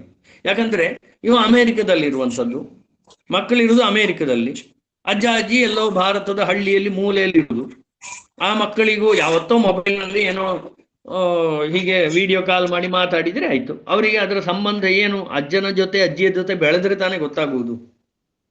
ಅಂದ್ರೆ ಎಲ್ಲ ನಮ್ಮ ಪರಂಪರೆಯನ್ನ, ಸಂಪ್ರದಾಯಗಳನ್ನ ನಮಗೆ, ಅದಕ್ಕೆ ಮೊದಲಿಗೆ ನಾನು ಹೇಳಿದ್ದು, ನಮ್ಮ ಜನ್ಮ ಅನ್ನುವಂಥದ್ದು ನಮ್ಮ ಸಂಸ್ಕೃತಿಯಲ್ಲಿ ಇರುವುದು ಯಾಕೆ ಹೇಳಿದ್ರೆ ನಾವು ಮೋಕ್ಷವನ್ನ ಪಡೀಲಿಕ್ಕೆ, ಉನ್ನತ ಸ್ಥಿತಿಗೆ ಹೋಗ್ಲಿಕ್ಕೆ. ಬಿಟ್ರೆ ಬರೀ ಎಂಜಾಯ್ ಮಾಡ್ಕೊಂಡು ಇರುವಂಥದ್ದು ಮನುಷ್ಯ ಜೀವನ ಅಲ್ಲ. ಹಾಗಾಗಿ ನಮ್ಮ ಆಧುನಿಕತೆಯ ಪರಿಸ್ಥಿತಿ ಎಲ್ಲಿವರೆಗೆ ಹೋಗ್ತಾ ಇದೆ ಅಂತ ನಾವು ಯೋಚನೆ ಮಾಡಿದರೆ ಬಹಳ ಬೇಸರ ಆಗುತ್ತೆ. ಇನ್ನು ಮುಂದೆ ಈ ಥರದ ಒಂದು ಪರಿಸ್ಥಿತಿಗಳು. ಆಮೇಲೆ ನಾವು ಹೇಳ್ತೇವೆ ನಮ್ಮ ಹಿಂದಿನವರು ಯಾವುದೇ ಕಾರಣಕ್ಕೂ ಮೂರ್ಖರಲ್ಲ, ಅವರು ಅತ್ಯಂತ ಬುದ್ಧಿಶಾಲಿಗಳು ಅನ್ನೋದಕ್ಕೆ ನಮ್ಮ ಎಷ್ಟೋ ಗ್ರಂಥಗಳೇ ಸಾಕ್ಷಿಗಳು. ಬೇಡ ಇದೆಲ್ಲ ಗ್ರಂಥಗಳು ಯಾಕೆ?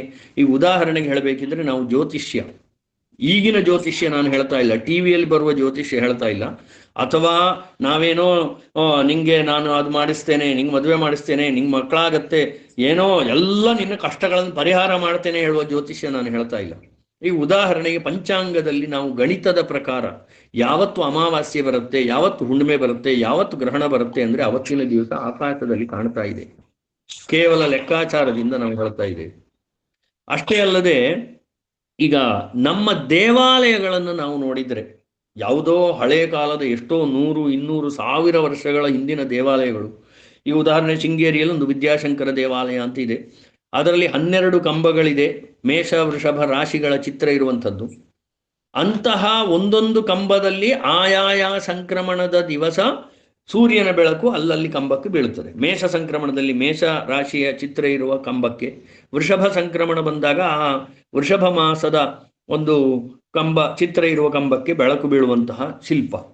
ಅಂದ್ರೆ ನಮ್ಮ ಹಿಂದಿನವರು ಎಂತಹ ಒಂದು, ಮತ್ತೊಂದು ಯೋಚನೆ ಮಾಡಬೇಕು. ಆ ವಿದ್ಯಾಶಂಕರ ದೇವಾಲಯ ಇದು ಒಂದು ಹೇಳ್ತಾ, ನಾನು ಶೃಂಗೇರಿಯಲ್ಲಿ ನೋಡಿದ್ದನ್ನು ಹೇಳ್ತಾ ಇದ್ದೇನೆ. ಇದರ 10 ಪಟ್ಟು ದೊಡ್ಡ ದೊಡ್ಡ ದೇವಸ್ಥಾನಗಳು ಬೇರೆ ಎಷ್ಟೋ ಭಾರತದಲ್ಲಿದೆ. ಆ ದೇವಸ್ಥಾನಗಳನ್ನು ನಿರ್ಮಾಣ ಮಾಡಬೇಕಾದ್ರೆ ನಮಗೆ ಕ್ರೈನ್ ಇಲ್ಲ, JCB ಇಲ್ಲ, ಆಧುನಿಕ ಯಾವುದೇ ಒಂದು ಸೌಲಭ್ಯಗಳಿಲ್ಲ. ಆದರೆ ಎಷ್ಟು ಎತ್ತರದ ದೇವಸ್ಥಾನ, 1 ಟನ್ ಗಟ್ಟಲೆ ಕಲ್ಲಿನ ಶಿಖರ ಇರುವಂತಹ ಒಂದು ದೇವಸ್ಥಾನಗಳು ನಾವು ನೋಡಿದರೆ ಹೇಗೆ ಮಾಡಿರಬಹುದು, ಎಷ್ಟು ಬುದ್ಧಿವಂತರಾಗಿರಬಹುದು ಆವಾಗಿನ ಕಾಲದ ಶಿಲ್ಪಿಗಳು ಅಂತ ನಾವು ಯೋಚನೆ ಮಾಡಿದರೆ ಅರ್ಥ ಆಗತ್ತೆ. 1 ಸೆಂಟಿಮೀಟರ್ ವ್ಯತ್ಯಾಸ ಇಲ್ಲದೆ ಯಾವ ರೀತಿಯಲ್ಲಿ ಅದನ್ನ ನಿರ್ಮಾಣ ಮಾಡ್ತಿದ್ರು. ಹಾಗಿದ್ರೆ ನಾವು ಇಷ್ಟೆಲ್ಲ ಸೌಲಭ್ಯ ಇದ್ದಾಗ, ಈಗ ಈ ಕ್ರೈನು JCB ಇದ್ದಾಗ ಮಾಡಿರುವ ಬಿಲ್ಡಿಂಗ್ಗಳು 2 ವರ್ಷದಲ್ಲಿ ಕೆಲಸ ಆಗ್ತಾ ಇರುವಾಗಲೇ ಟಿವಿಯಲ್ಲಿ ನೋಡ್ತೇವಲ್ಲ, ನಿರ್ಮಾಣ ಹಂತದಲ್ಲಿರುವ ಕಟ್ಟಡ ಕುಸಿದು 10 ಜನ ಸಾವು. ಹಾಗಿದ್ರೆ ನಾವು ಎಲ್ಲಿಗೆ ಹೋಗ್ತಾ ಇದ್ದೇವೆ? ಆಧುನಿಕತೆಯ ಒಂದು ವೇಗ ಯಾವ ರೀತಿಯಲ್ಲಿದೆ ಅಂತ ನಾವು ಯೋಚನೆ ಮಾಡಬೇಕು. ಆದ್ದರಿಂದ ನಮ್ಮ ಒಂದು ಸನಾತನ ಸಂಸ್ಕೃತಿಯಲ್ಲಿ ಇರುವಂತಹ ಎಷ್ಟೋ ವಿಚಾರಗಳು ನಾವು ಇನ್ನೊಂದು ಹೇಳಬೇಕಿದ್ರೆ ನಾವು ಆಕ್ಷೇಪ ಮಾಡ್ತೇವೆ, ಅದು ಸರಿ ಇಲ್ಲ, ಇದು ಸರಿ ಇಲ್ಲ ಅಂತ. ನಾವು ಎಷ್ಟು ಓದಿದ್ದೇವೆ, ನಮ್ಮ ಸಂಸ್ಕೃತಿಯಲ್ಲಿರುವಂಥದ್ದನ್ನು ನಾವು ಎಷ್ಟು ತಿಳ್ಕೊಂಡಿದ್ದೇವೆ ಅಂತ ಹೇಳಬೇಕು ಫಸ್ಟ್. ಯಾಕಂದ್ರೆ ನಾವು ಮೊದಲು ಆಕ್ಷೇಪ ಮಾಡಬೇಕಿದ್ರೆ ನಾವು ಎಷ್ಟು ಅದರ ಬಗ್ಗೆ ತಿಳ್ಕೊಂಡಿದ್ದೇವೆ ಅಂತ ಆದಮೇಲೆ ಆಕ್ಷೇಪ ಮಾಡಬೇಕಲ್ಲ. ಯಾವುದೂ ಗೊತ್ತಿಲ್ಲದೆ ನಾವು ಆಕ್ಷೇಪ ಮಾತ್ರ ಮಾಡ್ತಾ ಹೋದ್ರೆ ಇದೆಲ್ಲ ನಾವು ಯೋಚನೆ ಮಾಡಬೇಕಾದಂತಹ ಪರಿಸ್ಥಿತಿ. ನಾನು ಅನೇಕ ವಿಚಾರಗಳನ್ನು ಹೇಳಿದೆ. ಈಗ ಒಂದು ಪ್ಲಾಸ್ಟಿಕ್ ವಿಚಾರ, ಇನ್ನೊಂದು ಕೃಷಿಯ ವಿಚಾರ, ಇದನ್ನೆಲ್ಲ ನಾವು ಯಾರು ಯೋಚನೆ ಮಾಡ್ತಾ ಇಲ್ಲ. ನೋಡಿ, ಈ ಮಾರ್ಗವನ್ನು ಈಗ ನಾವು ಹೈವೇ ಅಂತ ಹೇಳಿ ಮಾಡ್ತಾ ಇದ್ದೇವೆ ಎಷ್ಟೋ ಕಡೆ, ಅಥವಾ ರೈಲ್ವೆ ಟ್ರ್ಯಾಕ್ ನಾವು ಉಪಯೋಗಿಸ್ತೇವೆ, ಆ ಮಾರ್ಗದಲ್ಲಿ ಹೋಗ್ತೇವೆ, ಇಲ್ಲ ಅಂತಲ್ಲ. ಆದರೆ ಕೆಲವು ಕಡೆ, ಎಲ್ಲ ಕಡೆ ನಾನು ಹೇಳ್ತಾ ಇಲ್ಲ, ಅದರ ಅಗತ್ಯ ಇಲ್ಲದೇ ಇರುವಲ್ಲೂ ನಾವು ತುಂಬ ಒಂದು ಅನುಕೂಲತೆಯ ಭ್ರಮೆಯಿಂದ ಮಾಡ್ತಾ ಇದ್ದೇವೇನೋ ಅಂತ ಅನಿಸ್ತಾ ಇದೆ. ಯಾಕಂದ್ರೆ ಹಿಂದಿನ ಕಾಲದಲ್ಲಿ ಗೋಡೆಯನ್ನ ಅಥವಾ ಧರೆಯನ್ನ ಗುಡ್ಡಗಳನ್ನ ಕಡಿಬೇಕಿದ್ರೆ ಮನುಷ್ಯರೇ ಕೈಯಲ್ಲೇ ಕಡಿದು ಎಷ್ಟು ಜಾಗ ಬೇಕೋ ಅಷ್ಟು ಬೇಕಿತ್ತು. ಈಗ ಹಾಗಲ್ಲ, JCBಗಳು, ದೊಡ್ಡ ದೊಡ್ಡ ಯಂತ್ರಗಳು ಬಂದಿದೆ, ಗುಡ್ಡವನ್ನೇ ಕೊರಿತಾ ಇದೆ. ಎಲ್ಲ ಮಾಡ್ಲಿಕ್ಕೆ ಆಗತ್ತೆ. ನಮಗೆ ಒಂದು ವರ್ಷ ಖುಷಿ ಆಗತ್ತೆ, ಮುಂದಿನ ವರ್ಷ ನಾವು ಮತ್ತೆ ಪುನಃ ಪೇಪರಲ್ಲಿ ನೋಡ್ತೇವೆ ಗುಡ್ಡ ಕುಸಿತ, ಕಾರು ಅಡಿಗೆ, ಬಸ್ಸು ಅಡಿಗೆ. ಹಾಗಿದ್ರೆ ಹಿಂದಿನವರು ಬುದ್ಧಿ ಇಲ್ಲದೆ ಇದೆಲ್ಲ ಬೇಡ ಅಂತ ಬಿಟ್ಟಿದ್ದ, ಅಥವಾ ಬೇಡ ಅಂತಲೇ ಬಿಟ್ಟಿದ್ದ ಅಂತ ನಾವು ಯೋಚನೆ ಮಾಡಬೇಕು. ಅಥವಾ ಅವರಿಗೆ ಸಾಮರ್ಥ್ಯ ಇಲ್ಲದೆ ಅವರು ಹಿಂದೆ ಉಳಿದಿದ್ದ, ಅಥವಾ ಇದನ್ನು ಬೇಡ ಅಂತ ಹಿಂದೆ ಉಳಿದಿದ್ದ ಅಂತ ನಾವು ಖಂಡಿತವಾಗಿ ಯೋಚನೆ ಮಾಡಿದರೆ ನಮಗೆ ಬಹಳ ಉತ್ತರಗಳು ಅನುಕೂಲವಾಗಿ ಸಿಗ್ತಾ ಇದೆ. ಮತ್ತೆ ನಾವು ಹೇಳ್ತೇವಲ್ಲ ಈಗಿನ ಒಂದು ಯುಗ ಹಾಗೆ ಅಂತ. ನಿಜವಾಗಿ ನಾವು ಯೋಚನೆ ಮಾಡಿದರೆ ನಮ್ಮ ಶಾಸ್ತ್ರಗಳನ್ನು ತೆಗೆದಾಗಿ, ಉದಾಹರಣೆಗೆ ತರ್ಕಶಾಸ್ತ್ರ, ನ್ಯಾಯಶಾಸ್ತ್ರ ಅಂತ ಹೇಳ್ತೇವೆ. ಅದರಲ್ಲಿ ಹೇಳ್ತೇವೆ ನಾವು 7 ಪದಾರ್ಥಗಳಿದೆ. ಪೃಥ್ವಿ, ಅಪ್, ತೇಜೋ, ವಾಯು, ಆಕಾಶ, ಕಾಲ, ದಿಕ್ಕು, ಇಷ್ಟು ಪದಾರ್ಥಗಳಿದೆ. ಅದರಲ್ಲಿ ಭೂಮಿ ಅಂದ್ರೆ ಏನು, ಆಕಾಶ ಅಂದ್ರೆ ಏನು, ಇದೆಲ್ಲ ಹಿಂದಿನ ಕಾಲದಲ್ಲಿ ಇದೆ. ಉದಾಹರಣೆಗೆ ಗುರುತ್ವ, ದ್ರವತ್ವ ಅಂದ್ರೆ ಏನು, ಅದರಲ್ಲಿ ಹೇಳ್ತಾರೆ. ಗುರುತ್ವ ಅಂದ್ರೆ ಏನು, ಆದ್ಯ ಪತನ ಅಸಮವಾಯಿ ಕಾರಣಂ ಗುರುತ್ವಂ ಅಂತ ಹೇಳ್ತಾರೆ. ಅಂದ್ರೆ ಮೊದಲನೇದಾಗಿ ಒಂದು ವಸ್ತು ಕೆಳಗೆ ಬೀಳ್ಲಿಕ್ಕೆ ಏನು ಕಾರಣವೋ ಆ ವಸ್ತುವಿನಲ್ಲಿರುವಂಥದ್ದು ಕಾರಣ, ಅದೇ ಗುರುತ್ವ. ಆ ಗುರುತ್ವ ಇದ್ದಿದ್ದರಿಂದಲೇ ಆ ವಸ್ತು ಕೆಳಗೆ ಬೀಳುತ್ತಾ ಇದೆ. ಮತ್ತೆ ಪುನಃ 2ನೇ 3ನೇ ಕಾರಣ ವೇಗವೂ ಆಗಿರಬಹುದು. ಯಾಕಂದ್ರೆ ವೇಗದಿಂದ ವಸ್ತು ಮತ್ತೆ ಬೀಳುವುದಿದೆ. ಆದರೆ ಮೊದಲನೇದಾಗಿ ಆ ವಸ್ತು ಬೀಳಲಿಕ್ಕೆ ಕಾರಣ ಏನು ಕೇಳಿದ್ರೆ ಗುರುತ್ವ. ಇದನ್ನು ನಮ್ಮ ಸಂಸ್ಕೃತಿಯಲ್ಲಿ ನಮಗೆ ಹೇಳ್ಕೊಡ್ತಾ ಇದ್ದಾರೆ. ಅಥವಾ ಸಂಸ್ಕೃತ ಭಾಷೆ, ನಾ ಮೊದಲಿಗೆ ಹೇಳಿದ್ದೆ, ಸಂಸ್ಕೃತಂ ಸಂಸ್ಕೃತಿಸ್ತಥ. ಆ ಸಂಸ್ಕೃತ ಭಾಷೆಯ ಒಂದು ವಿಸ್ತಾರತೆ ಎಷ್ಟು ಅಂತ ಅದನ್ನು ಓದಿದ್ರೆ ಮಾತ್ರ ಗೊತ್ತಾಗುತ್ತೆ. ನಾವು ಸಂಸ್ಕೃತವನ್ನು ಓದದೆ ಆಕ್ಷೇಪ ಮಾಡೋದು, ಏನು ಸಂಸ್ಕೃತ ಒಂದೇ ಭಾಷೆಯ, ಸಂಸ್ಕೃತವೇ ಮಾತೃಭಾಷೆ ಅಂತ ಯಾಕೆ ಒಪ್ಕೊಳ್ಬೇಕು, ಅಥವಾ ಸಂಸ್ಕೃತವೇ ದೇವಭಾಷೆ ಅಂತ ಯಾಕೆ ಹೇಳಬೇಕು?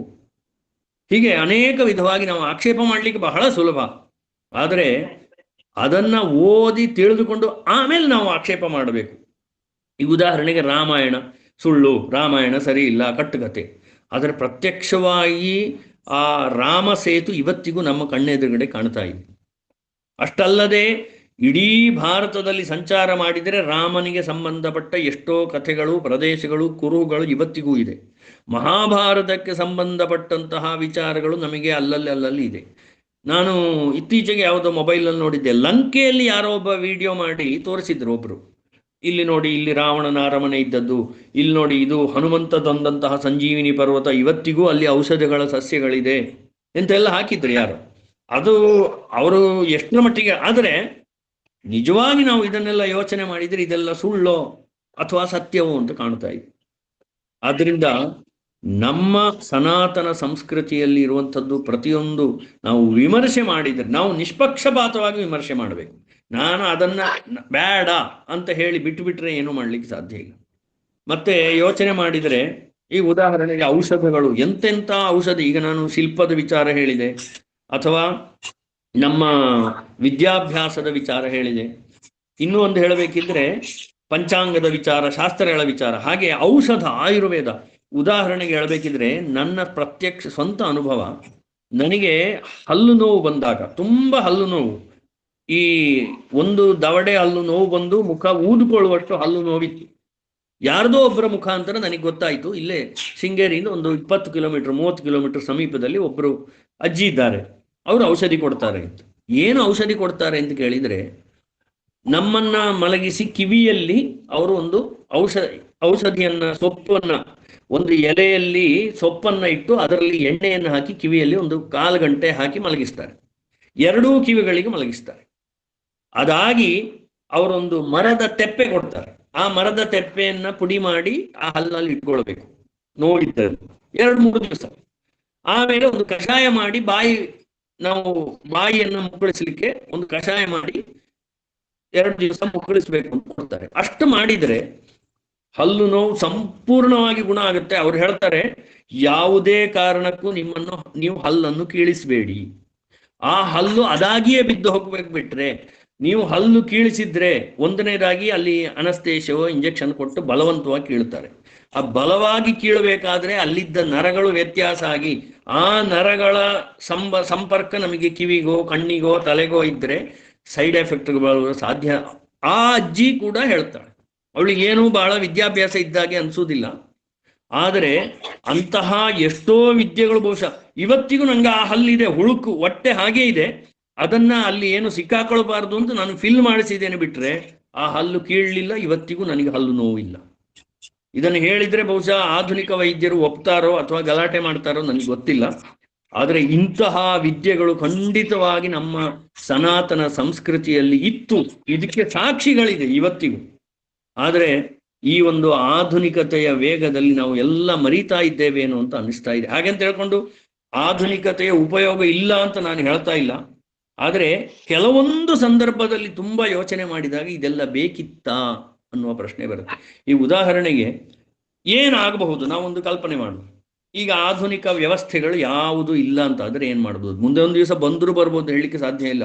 ಇನ್ಯಾವತ್ತೂ ಒಂದಷ್ಟು ವರ್ಷಗಳು ಕಳೆದ ಮೇಲೆ ಗ್ಯಾಸ್ ಸಿಗುವುದಿಲ್ಲ ಅಥವಾ ಭೂಮಿಯೊಳಗೆ ಕರೆಂಟ್ ಸಿಗಲ್ಲ, ಎಷ್ಟೋ ವರ್ಷಗಳಿಗೆ ಸಾಕಾಗುವಷ್ಟು ಇದೆ ಅಂತ ಹೇಳ್ತಾರೆ, ಅದು ಬೇರೆ.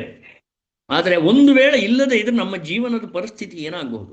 ಈಗಲೂ ಕೂಡ ಹಳ್ಳಿಯಲ್ಲಿದ್ದವರಿಗೆ ವಾಸ್ತವವಾಗಿ ಯೋಚನೆ ಮಾಡಿದರೆ ಅವರಿಗೆ ಹೊರಗಡೆ ಬಂದು ಸ್ಟ್ರೈಕು ಗಲಾಟೆ ಏನು ಯುದ್ಧ ನಡೀಲಿ ಏನು ತೊಂದರೆ ಇಲ್ಲ.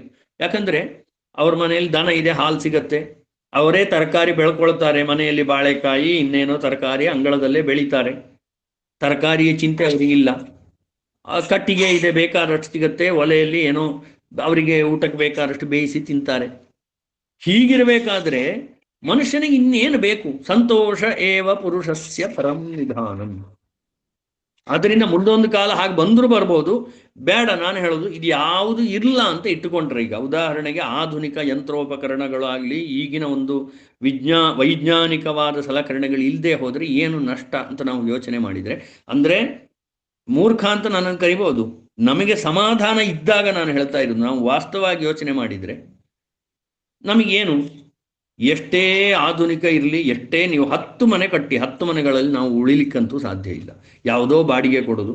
ಈಗ ಬೆಂಗಳೂರಲ್ಲಿ ಪರಿಸ್ಥಿತಿ ಹೇಗಿದೆ ಅಂದರೆ 1 ಲಕ್ಷ ಸಂಪಾದನೆ ಮಾಡಿ ಮನೆ ಬಾಡಿಗೆ 50,000, ಮತ್ತೆ ಆನ್ಲೈನ್ ಇದಕ್ಕೆ 10,000 20,000 ಎಲ್ಲ ಖರ್ಚು ಮಾಡಿಕೊಂಡು ಯಾರ್ಯಾರಿಗೋಸ್ಕರ ನಾವು ದುಡಿಯೋದು, ಹೌದಲ್ವಾ? ಯೋಚನೆ ಮಾಡಿದರೆ ಯಾರದೋ ನಮ್ಮ ಮನೆಯಲ್ಲಿ ಹಳ್ಳಿಯಲ್ಲಿ ಮನೆ ಇರುತ್ತೆ ನಮಗೆ, ಅದನ್ನ ಬಿಟ್ಟು ಬಾಡಿಗೆ ಕೊಡ್ಲಿಕ್ಕೋಸ್ಕರ ನಾವು ಬೆಂಗಳೂರಲ್ಲೋ ಬಾಂಬೆಯಲ್ಲೋ ಅಮೆರಿಕದಲ್ಲೋ ದುಡಿತೇವೆ. ಯಾರದೋ ಮನೆಗೆ 50,000 ತಿಂಗಳು 20,000 ಅವನಿಗೆ ಬಾಡಿಗೆ ಕೊಡಬೇಕು ನಾವು ದುಡಿತೇವೆ, ನಮ್ಮ ಸ್ವಂತ ಮನೆಯನ್ನ ಬಿಟ್ಕೊಂಡು ನಾವು. ಇದು ನಮ್ಮ ಆಧುನಿಕತೆಯ ಅಂತ ನಾವು ಯೋಚನೆ ಮಾಡಿ. ಅಥವಾ ನಾವು ಈಗ ಎಲ್ಲೆಲ್ಲೋ ಹೋಗ್ತೇವೆ, ಅಲ್ಲಿ ಯಾರು ಸಂಬಂಧಿಕರಿಲ್ಲ, ಅಪ್ಪ ಇಲ್ಲ ಅಮ್ಮ ಇಲ್ಲ, ನಮ್ಮ ಸಂಬಂಧಿಕರಿಲ್ಲ, ಯಾರದೋ ಜೊತೆಗೆ 1-2 ದಿವಸ ಸ್ನೇಹಿತರು ಅಂತ ಬದುಕ್ತಾ ಇರುತ್ತೇವೆ ನಾವು. ಮಕ್ಕಳಿಗೆ ನಮ್ಮ ಒಂದು ಸಂಸ್ಕಾರ, ನಮ್ಮ ಭಜನೆಗಳಿಲ್ಲ, ಎಲ್ಲ ನಾಶವಾಗಿ ಹೋಗ್ತಾ ಇದೆ. ಭಜನೆ ಮಾಡಿದ್ರೆ ಏನು ಮಾಡಿದ್ರೆ ಗೊತ್ತಾಗುತ್ತೆ, ಒಂದು ದಿವಸ ಆ ಭಜನೆಯನ್ನು ಮಾಡಿ ಕೂತ್ಕೊಂಡಾಗ ಆ ಮನಸ್ಸಿಗಾಗುವ ಸಂತೋಷ ನಾವು ಕೋಟಿ ಕೊಟ್ಟರೂ ಆ ಸಂತೋಷ ಬರಲಿಕ್ಕೆ ಸಾಧ್ಯ ಇಲ್ಲ. ಅಂದ್ರೆ ಇದನ್ನೆಲ್ಲ ನಾವು ನಾಶ ಮಾಡುವಂತಹ ಒಂದು ಪರಿಸ್ಥಿತಿಯಲ್ಲಿ ಮುಂದೆ ಹೋಗ್ತಾ ಇದ್ದೇವೆ ಅಂತ ಅನಿಸ್ತಾ ಇದೆ. ಒಂದು ವೇಳೆ ನಮ್ಮ ಈ ಆಧುನಿಕದ ಯಾವುದೇ ಉಪಕರಣಗಳು ಇಲ್ದಾ ಇದ್ರೆ, ಒಂದು ವೇಳೆ ಈ ಟಿವಿ ಇಲ್ಲ, ಮೊಬೈಲ್ ಇಲ್ಲ, ನಾವು ಏನು ಮಾಡ್ತಾ ಇದ್ದೀವಿ? ಮನೆಯಲ್ಲಿ ಭಜನೆ ಮಾಡ್ತಾ ಇದ್ದೀವಿ, ಅಥವಾ ಪರಸ್ಪರ ಮನೆಯಲ್ಲಿ ಕೂತ್ಕೊಂಡು ಏನೋ ಅಪ್ಪ ಮಕ್ಕಳು ಮಾತಾಡ್ತಾ ಇದ್ದೀವಿ ಏನೋ ಒಂದು ಸಂತೋಷವಾಗಿ, ಅಥವಾ ಈ ತರ ಏನೋ ಪ್ರವಚನಗಳು ಕಥೆಗಳು, ಒಂದು ನಮ್ಮ ಅಭ್ಯುದಯದ ಚಿಂತನೆಯನ್ನು ಮಾಡ್ತಾ ಇದ್ದೇವೆ. ಈಗೇನಾಗಿದೆ, ಆ ಧಾರಾವಾಹಿ ಯಾವುದೋ ಮೊಬೈಲ್ನಲ್ಲಿ ಮತ್ತೆ ಈಗ ದೂಡ್ತಾ ಹೋದರೆ ಎಷ್ಟು ಹೊತ್ತು ದೂಡಿದ್ರು ಹೊಸ್ತು ಬರ್ತಾ ಇರುತ್ತೆ ಉಜ್ಜಿದಷ್ಟು. ಆದ್ರಿಂದ ನಮಗೆ ದಿವಸ ಕಳೆಯುವುದೇ ಗೊತ್ತಾಗುವುದಿಲ್ಲ. ಬೇಕಾ ಈ ಆಧುನಿಕ? ಹಾಗಿದ್ರೆ ಹೇಳ್ಬೋದು, ಅದನ್ನು ಉಪಯೋಗ ಮಾಡುವವರಿಗೆ ಬುದ್ಧಿ ಇರಬೇಕು ಅಂತ. ಈ ಆಧುನಿಕತೆ ಈಗ ಮೊಬೈಲ್ ಇದೆ ಅಂತ ಹೇಳ್ಕೊಂಡು ಉಪಯೋಗಿಸುವುದಲ್ಲ, ನಿಂಗೆ ಎಷ್ಟು ಬೇಕೋ ಅಷ್ಟು ಮಾತ್ರ ಉಪಯೋಗಿಸ್ಬೇಕು. ಹೇಳುವುದು ಸುಲಭ, ಆದರೆ ಮಕ್ಕಳಿಗಾಗ್ಲಿ ಕೆಲವೊಮ್ಮೆ ದೊಡ್ಡವರಿಗೆ ಆಗಲಿ ನಿಯಂತ್ರಣ ಇರುತ್ತಾ ನಮಗೆ?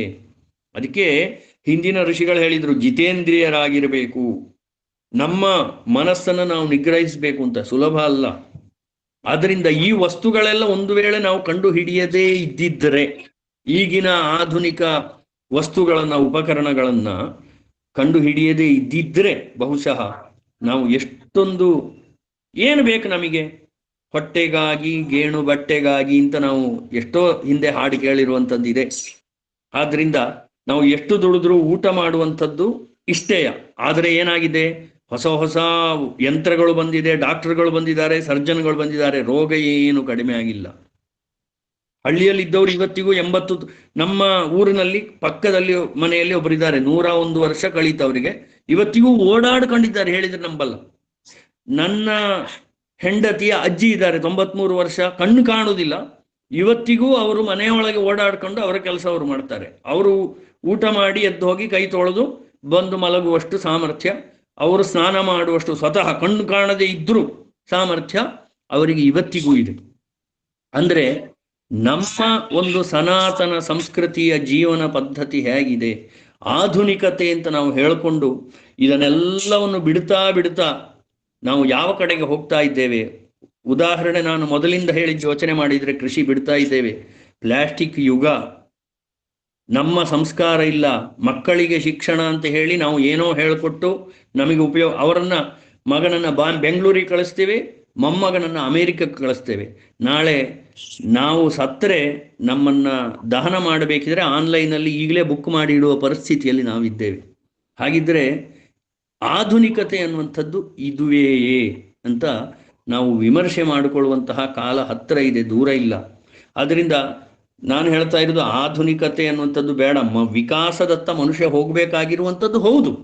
ಮನುಷ್ಯ ವಿಕಸನ ಆಗಬಾರದು ಅಥವಾ ಅವನು ಹೊಸ ಹೊಸ ಸಾಧನೆಗಳನ್ನು ಮಾಡಿ ಹೊಸದಾಗಿ ಏನನ್ನು ಕಂಡು ಹಿಡಿಬಾರದು ಅಂತ ನಾನು ಹೇಳ್ತಾ ಇಲ್ಲ. ಆದರೆ ಆ ಕಂಡು ಹಿಡಿಯುವಂಥದ್ದು ಎಷ್ಟು ನಮಗೆ ಪೂರಕವಾಗಿರಬೇಕು ಅಥವಾ ಅದನ್ನು ನಾವು ಹೇಗೆ ಉಪಯೋಗಿಸಿಕೊಳ್ಬೇಕು ಅನ್ನುವಂತಹ ಒಂದು ಚಿಂತನೆ ಮಾಡುವ ಕಾಲ ನಾವು ಹತ್ತಿರದಲ್ಲಿದ್ದೇವೆ. ನನ್ನ ಮನಸ್ಸಲ್ಲಿ ಅನಿಸಿದ್ದನ್ನು ನಾನು ಹೇಳಿದ್ದೇನೆ.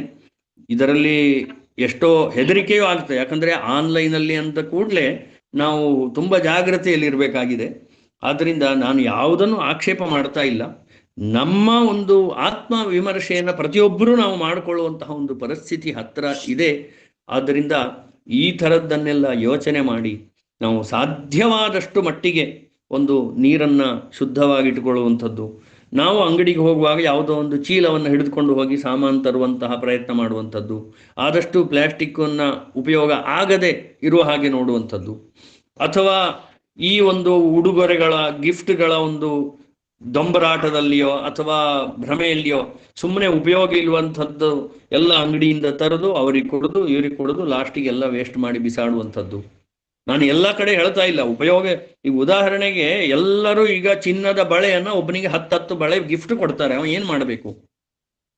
ಸುಮ್ಮನೆ ತೋರಿಸ್ಕೊಳ್ಲಿಕ್ಕೆ ಹಾಕ್ಬಹುದಾ ಅಂತ ಕೇಳಿದ್ರೆ ಅದು ಕಷ್ಟ ಇದೆ. ಯಾವನೋ ಹೊತ್ಕೊಂಡು ಹೋದ್ರು ಹೋಯ್ತು, ದಾರಿಯಲ್ಲಿ ಹೋಗುವಾಗ ತಲೆ ಹೊಡಿಲಿಕ್ಕೂ ಏಸುವುದಿಲ್ಲ ಅವನು, ಅಂತಹ ಪರಿಸ್ಥಿತಿ ಇದೆ. ಹಾಗಾಗಿ ಇಂತಹ ಒಂದು ಸಂದರ್ಭದಲ್ಲಿ ನಾವು ಸ್ವಲ್ಪ ವಿಮರ್ಶೆ ಮಾಡಿ ಇದನ್ನ ಸಾಧ್ಯವಾದಷ್ಟು ಮಟ್ಟಿಗೆ ಈಗಿನನ್ನು ಬಳಸಿಕೊಂಡು ಆದಷ್ಟು ನಿಯಂತ್ರಣವನ್ನು ಮಾಡಿ ನಮ್ಮ ಸಂಪ್ರದಾಯದ ಕಡೆಗೆ, ನಮ್ಮ ಭಾರತೀಯ ಸಂಸ್ಕೃತಿಯನ್ನು ಉಳಿಸುವ ಕಡೆಗೆ. ಯಾಕಂದ್ರೆ ನಮ್ಮ ಸಂಸ್ಕೃತಿಯನ್ನು ನಾವು ಉಳಿಸದೆ ಬೇರೆ ಯಾರು ಉಳಿಸ್ಲಿಕ್ಕೆ ಬರುವುದಿಲ್ಲ. ಬೇರೆ ಸಂಸ್ಕೃತಿಯನ್ನು ಉಳಿಸ್ಲಿಕ್ಕೆ ಎಲ್ಲ ದೇಶಗಳಿದೆ, ನಮ್ಮ ಸಂಸ್ಕೃತಿಯನ್ನು ನಾವೇ ಉಳಿಸಬೇಕು. ಉದಾಹರಣೆಗೆ ನಾವು ನೋಡಿದ್ರೆ ಬೇರೆ ಧರ್ಮದವರು ತಮ್ಮ ಮಕ್ಕಳನ್ನ ಎಲ್ಲೋ ಹೋಗುವಾಗ ಅವರ ಮಂದಿರಗಳಿಗೆ ಹೋಗುವಾಗ ಅದಕ್ಕೆ ಅವರಿಗೆ ಬೇಕಾದ ವೇಷಭೂಷಣಗಳನ್ನು ಅವರು ನಿಯಂತ್ರಣ ಮಾಡಿ ಹಾಕಿಸ್ತಾರೆ. ಅವರ ಹೆಣ್ಣು ಮಕ್ಕಳಿಗೆ ಬೇಕಾದ ಭೂಷಣಗಳನ್ನು ಅವರು ಒತ್ತಾಯಪೂರ್ವಕವಾಗಿ ಒಂದು ದಿವಸವೂ ತಪ್ಪಿಸ್ತದೆ ಆ ಉಡುಗೆಯಲ್ಲಿ ಅವರು ಜಾಗೃತೆ ವಹಿಸ್ತಾರೆ. ನಮಗೆ ಮಾತ್ರ ನಮ್ಮ ಒಂದು ವೇಷಭೂಷಣ ಅಂದರೆ ಅದಕ್ಕೆ ಅವಮಾನದ ಥರ ಆಗಿಬಿಟ್ಟಿದೆ ಇವತ್ತು. ಅಥವಾ ನಮ್ಮ ವಿದ್ಯೆಯನ್ನು ಸಾಯಂಕಾಲ ಒಂದು ಭಜನೆ ಮಾಡು, ಒಂದು ಸ್ತೋತ್ರ ಹೇಳು, ದೇವರ ಹೆಸರು ಹೇಳು, ಹೋಗ್ತಾ ಹೋಗ್ತಾ ನಮ್ಮ ಸಂಸ್ಕೃತಿ ಯಾವುದು, ನಮ್ಮ ದೇವರು ಯಾವುದು ನಮ್ಮ ಮಕ್ಕಳಿಗೇ ಗೊತ್ತಿಲ್ಲ ಅನ್ನುವ ಪರಿಸ್ಥಿತಿ ಬರುವಂತಹ ಒಂದು ಪರಿಸ್ಥಿತಿ ಇದೆ. ಹೀಗಿರಬೇಕಾದ್ರೆ ತೊಂದರೆ ಏನು ಕೇಳಿದರೆ ನಮ್ಮದೇ ನಾವು ಅವನತಿಗೆ ಹೋಗ್ತಾ ಇದ್ದೇವೆ, ಆಧುನಿಕತೆಗೆ ಅಲ್ಲ ಅಂತ ನನಗೆ ಅನಿಸ್ತಾ ಇದೆ. ಆದ್ದರಿಂದ ಸಾಧ್ಯವಾದಷ್ಟು ಪ್ರಯತ್ನ ಮಾಡಿ ನಮ್ಮ ಮಕ್ಕಳಿಗೆ ಕಾಲೇಜಿಗೆ ಇಂಗ್ಲಿಷು ವಿದ್ಯೆ ಕಲಿಸುವ ಜೊತೆಯಲ್ಲಿ ಸ್ವಲ್ಪ ನಮ್ಮ ಸಂಸ್ಕೃತ ವಿದ್ಯೆಯನ್ನ, ನಮ್ಮ ಆಧ್ಯಾತ್ಮಿಕ ವಿದ್ಯೆಯನ್ನ, ನಮ್ಮ ಹಿಂದಿನವರು ಆಚರಿಸಿಕೊಂಡು ಬಂದ ಸಂಪ್ರದಾಯಗಳನ್ನು ಹೇಳಿಕೊಡುವ, ದೇವಸ್ಥಾನಗಳಿಗೆ ಕರ್ಕೊಂಡು ಹೋಗುವ. ನಮ್ಮ ಮನೆಯಲ್ಲಿ ಒಂದು ಪೂಜೆಯೋ ಏನೋ ಆಗಬೇಕಾದಾಗ ಎಲ್ಲ ನಮ್ಮ ಆ ಒಂದು ಸಂಹಿತೆಯನ್ನು ನಾವು ನಿಯಮಪಡಿಸುವ, ಅಥವಾ ಆ ಅಂಗಡಿಗಳಲ್ಲಿ ಹೋಗುವ ಸಂದರ್ಭಗಳಲ್ಲಿ ನಾನು ಹೇಳಿದಾಗೆ, ಅಥವಾ ಸಾಧ್ಯವಾದಷ್ಟು ಮಟ್ಟಿಗೆ ಒಂದಾದರೂ ಗಿಡ ನೆಡುವ ಪ್ರಯತ್ನವನ್ನು ಮಾಡುವ, ಕೃಷಿ ಪೂರ್ತಿ ಮಾಡ್ಲಿಕ್ಕಾಗದಿದ್ರು ಕೃಷಿ ಮಾಡುವವರಿಗೊಂದು ಸಹಾಯ ಮಾಡುವ, ಅಥವಾ ದನ ಸಾಕ್ಲಿಕ್ಕಾಗದಿದ್ರೆ ಒಂದು ದನ ಸಾಕುವವರಿಗೆ ಏನೋ ಒಂದು ಕಾಣಿಕೆ ನೀಡಿ ಗೋಶಾಲೆಗಳಿಗೆ ಸಹಾಯ ಮಾಡುವ. ಈ ರೀತಿಯಾಗಿ ನಮ್ಮ ಒಂದು ಸಂಸ್ಕೃತಿಯನ್ನು ಸಾಧ್ಯವಾದಷ್ಟು ಆಧುನಿಕತೆಯ ಮಧ್ಯದಲ್ಲಿ ಬೆಳೆಸುವಂತಹ ಕಷ್ಟಪಡುವ ಒಂದು ಕಾಲದಲ್ಲಿ ನಾವಿದ್ದೇವೆ ಅಂತ ಹೇಳ್ತಾ, ನಮಗೆ ಅಂತಹ ಒಂದು ದೃಢವಾದ ನಮ್ಮ ಸಂಸ್ಕೃತಿಯ ಮೇಲಿನ ನಂಬಿಕೆ, ವಿಶ್ವಾಸ ಹಾಗೂ ಅದನ್ನು ಉಳಿಸುವ ಶಕ್ತಿಯನ್ನ ಆ ಭಗವಂತ ನಮಗೆಲ್ಲರಿಗೂ ಕೊಡ್ಲಿ. ಜೊತೆಯಲ್ಲಿ ಈ ಆಧುನಿಕತೆಯನ್ನು ನಮ್ಮ ಸಂಸ್ಕೃತಿಯ ಉಳಿವಿಗೆ ಎಷ್ಟು ನಾವು ಉಪಯೋಗಿಸ್ಕೊಳ್ಬಹುದೋ ಅಷ್ಟನ್ನು ಉಪಯೋಗಿಸಿಕೊಂಡು ನಮ್ಮ ಸಂಸ್ಕೃತಿಯನ್ನು ಬೆಳೆಸುವಂತಹ ಒಂದು ಪ್ರಯತ್ನವನ್ನು ಮಾಡೋಣ ಅಂತ ಹೇಳ್ತಾ, ಏನಾದರೂ ವ್ಯತ್ಯಾಸಗಳಿದ್ರೆ ಅಥವಾ ಬಾಯಿ ತಪ್ಪಿ ಏನಾದರೂ ತಪ್ಪುಗಳು ಬಂದರೆ ಎಲ್ಲರೂ ಅದನ್ನ ತಪ್ಪಾಗಿ ತಿಳಿಯಬಾರದು ಅಂತ ಕೇಳ್ಕೊಳ್ತಾ ನನ್ನ ಒಂದು 2 ಮಾತುಗಳಿಗೆ ಇಲ್ಲಿ ವಿರಾಮವನ್ನು ಹೇಳ್ತೇನೆ. ಎಲ್ಲರಿಗೂ ನಮಸ್ಕಾರಗಳು. ಆಚಾರ್ಯರಿಗೆ ಧನ್ಯವಾದಗಳು.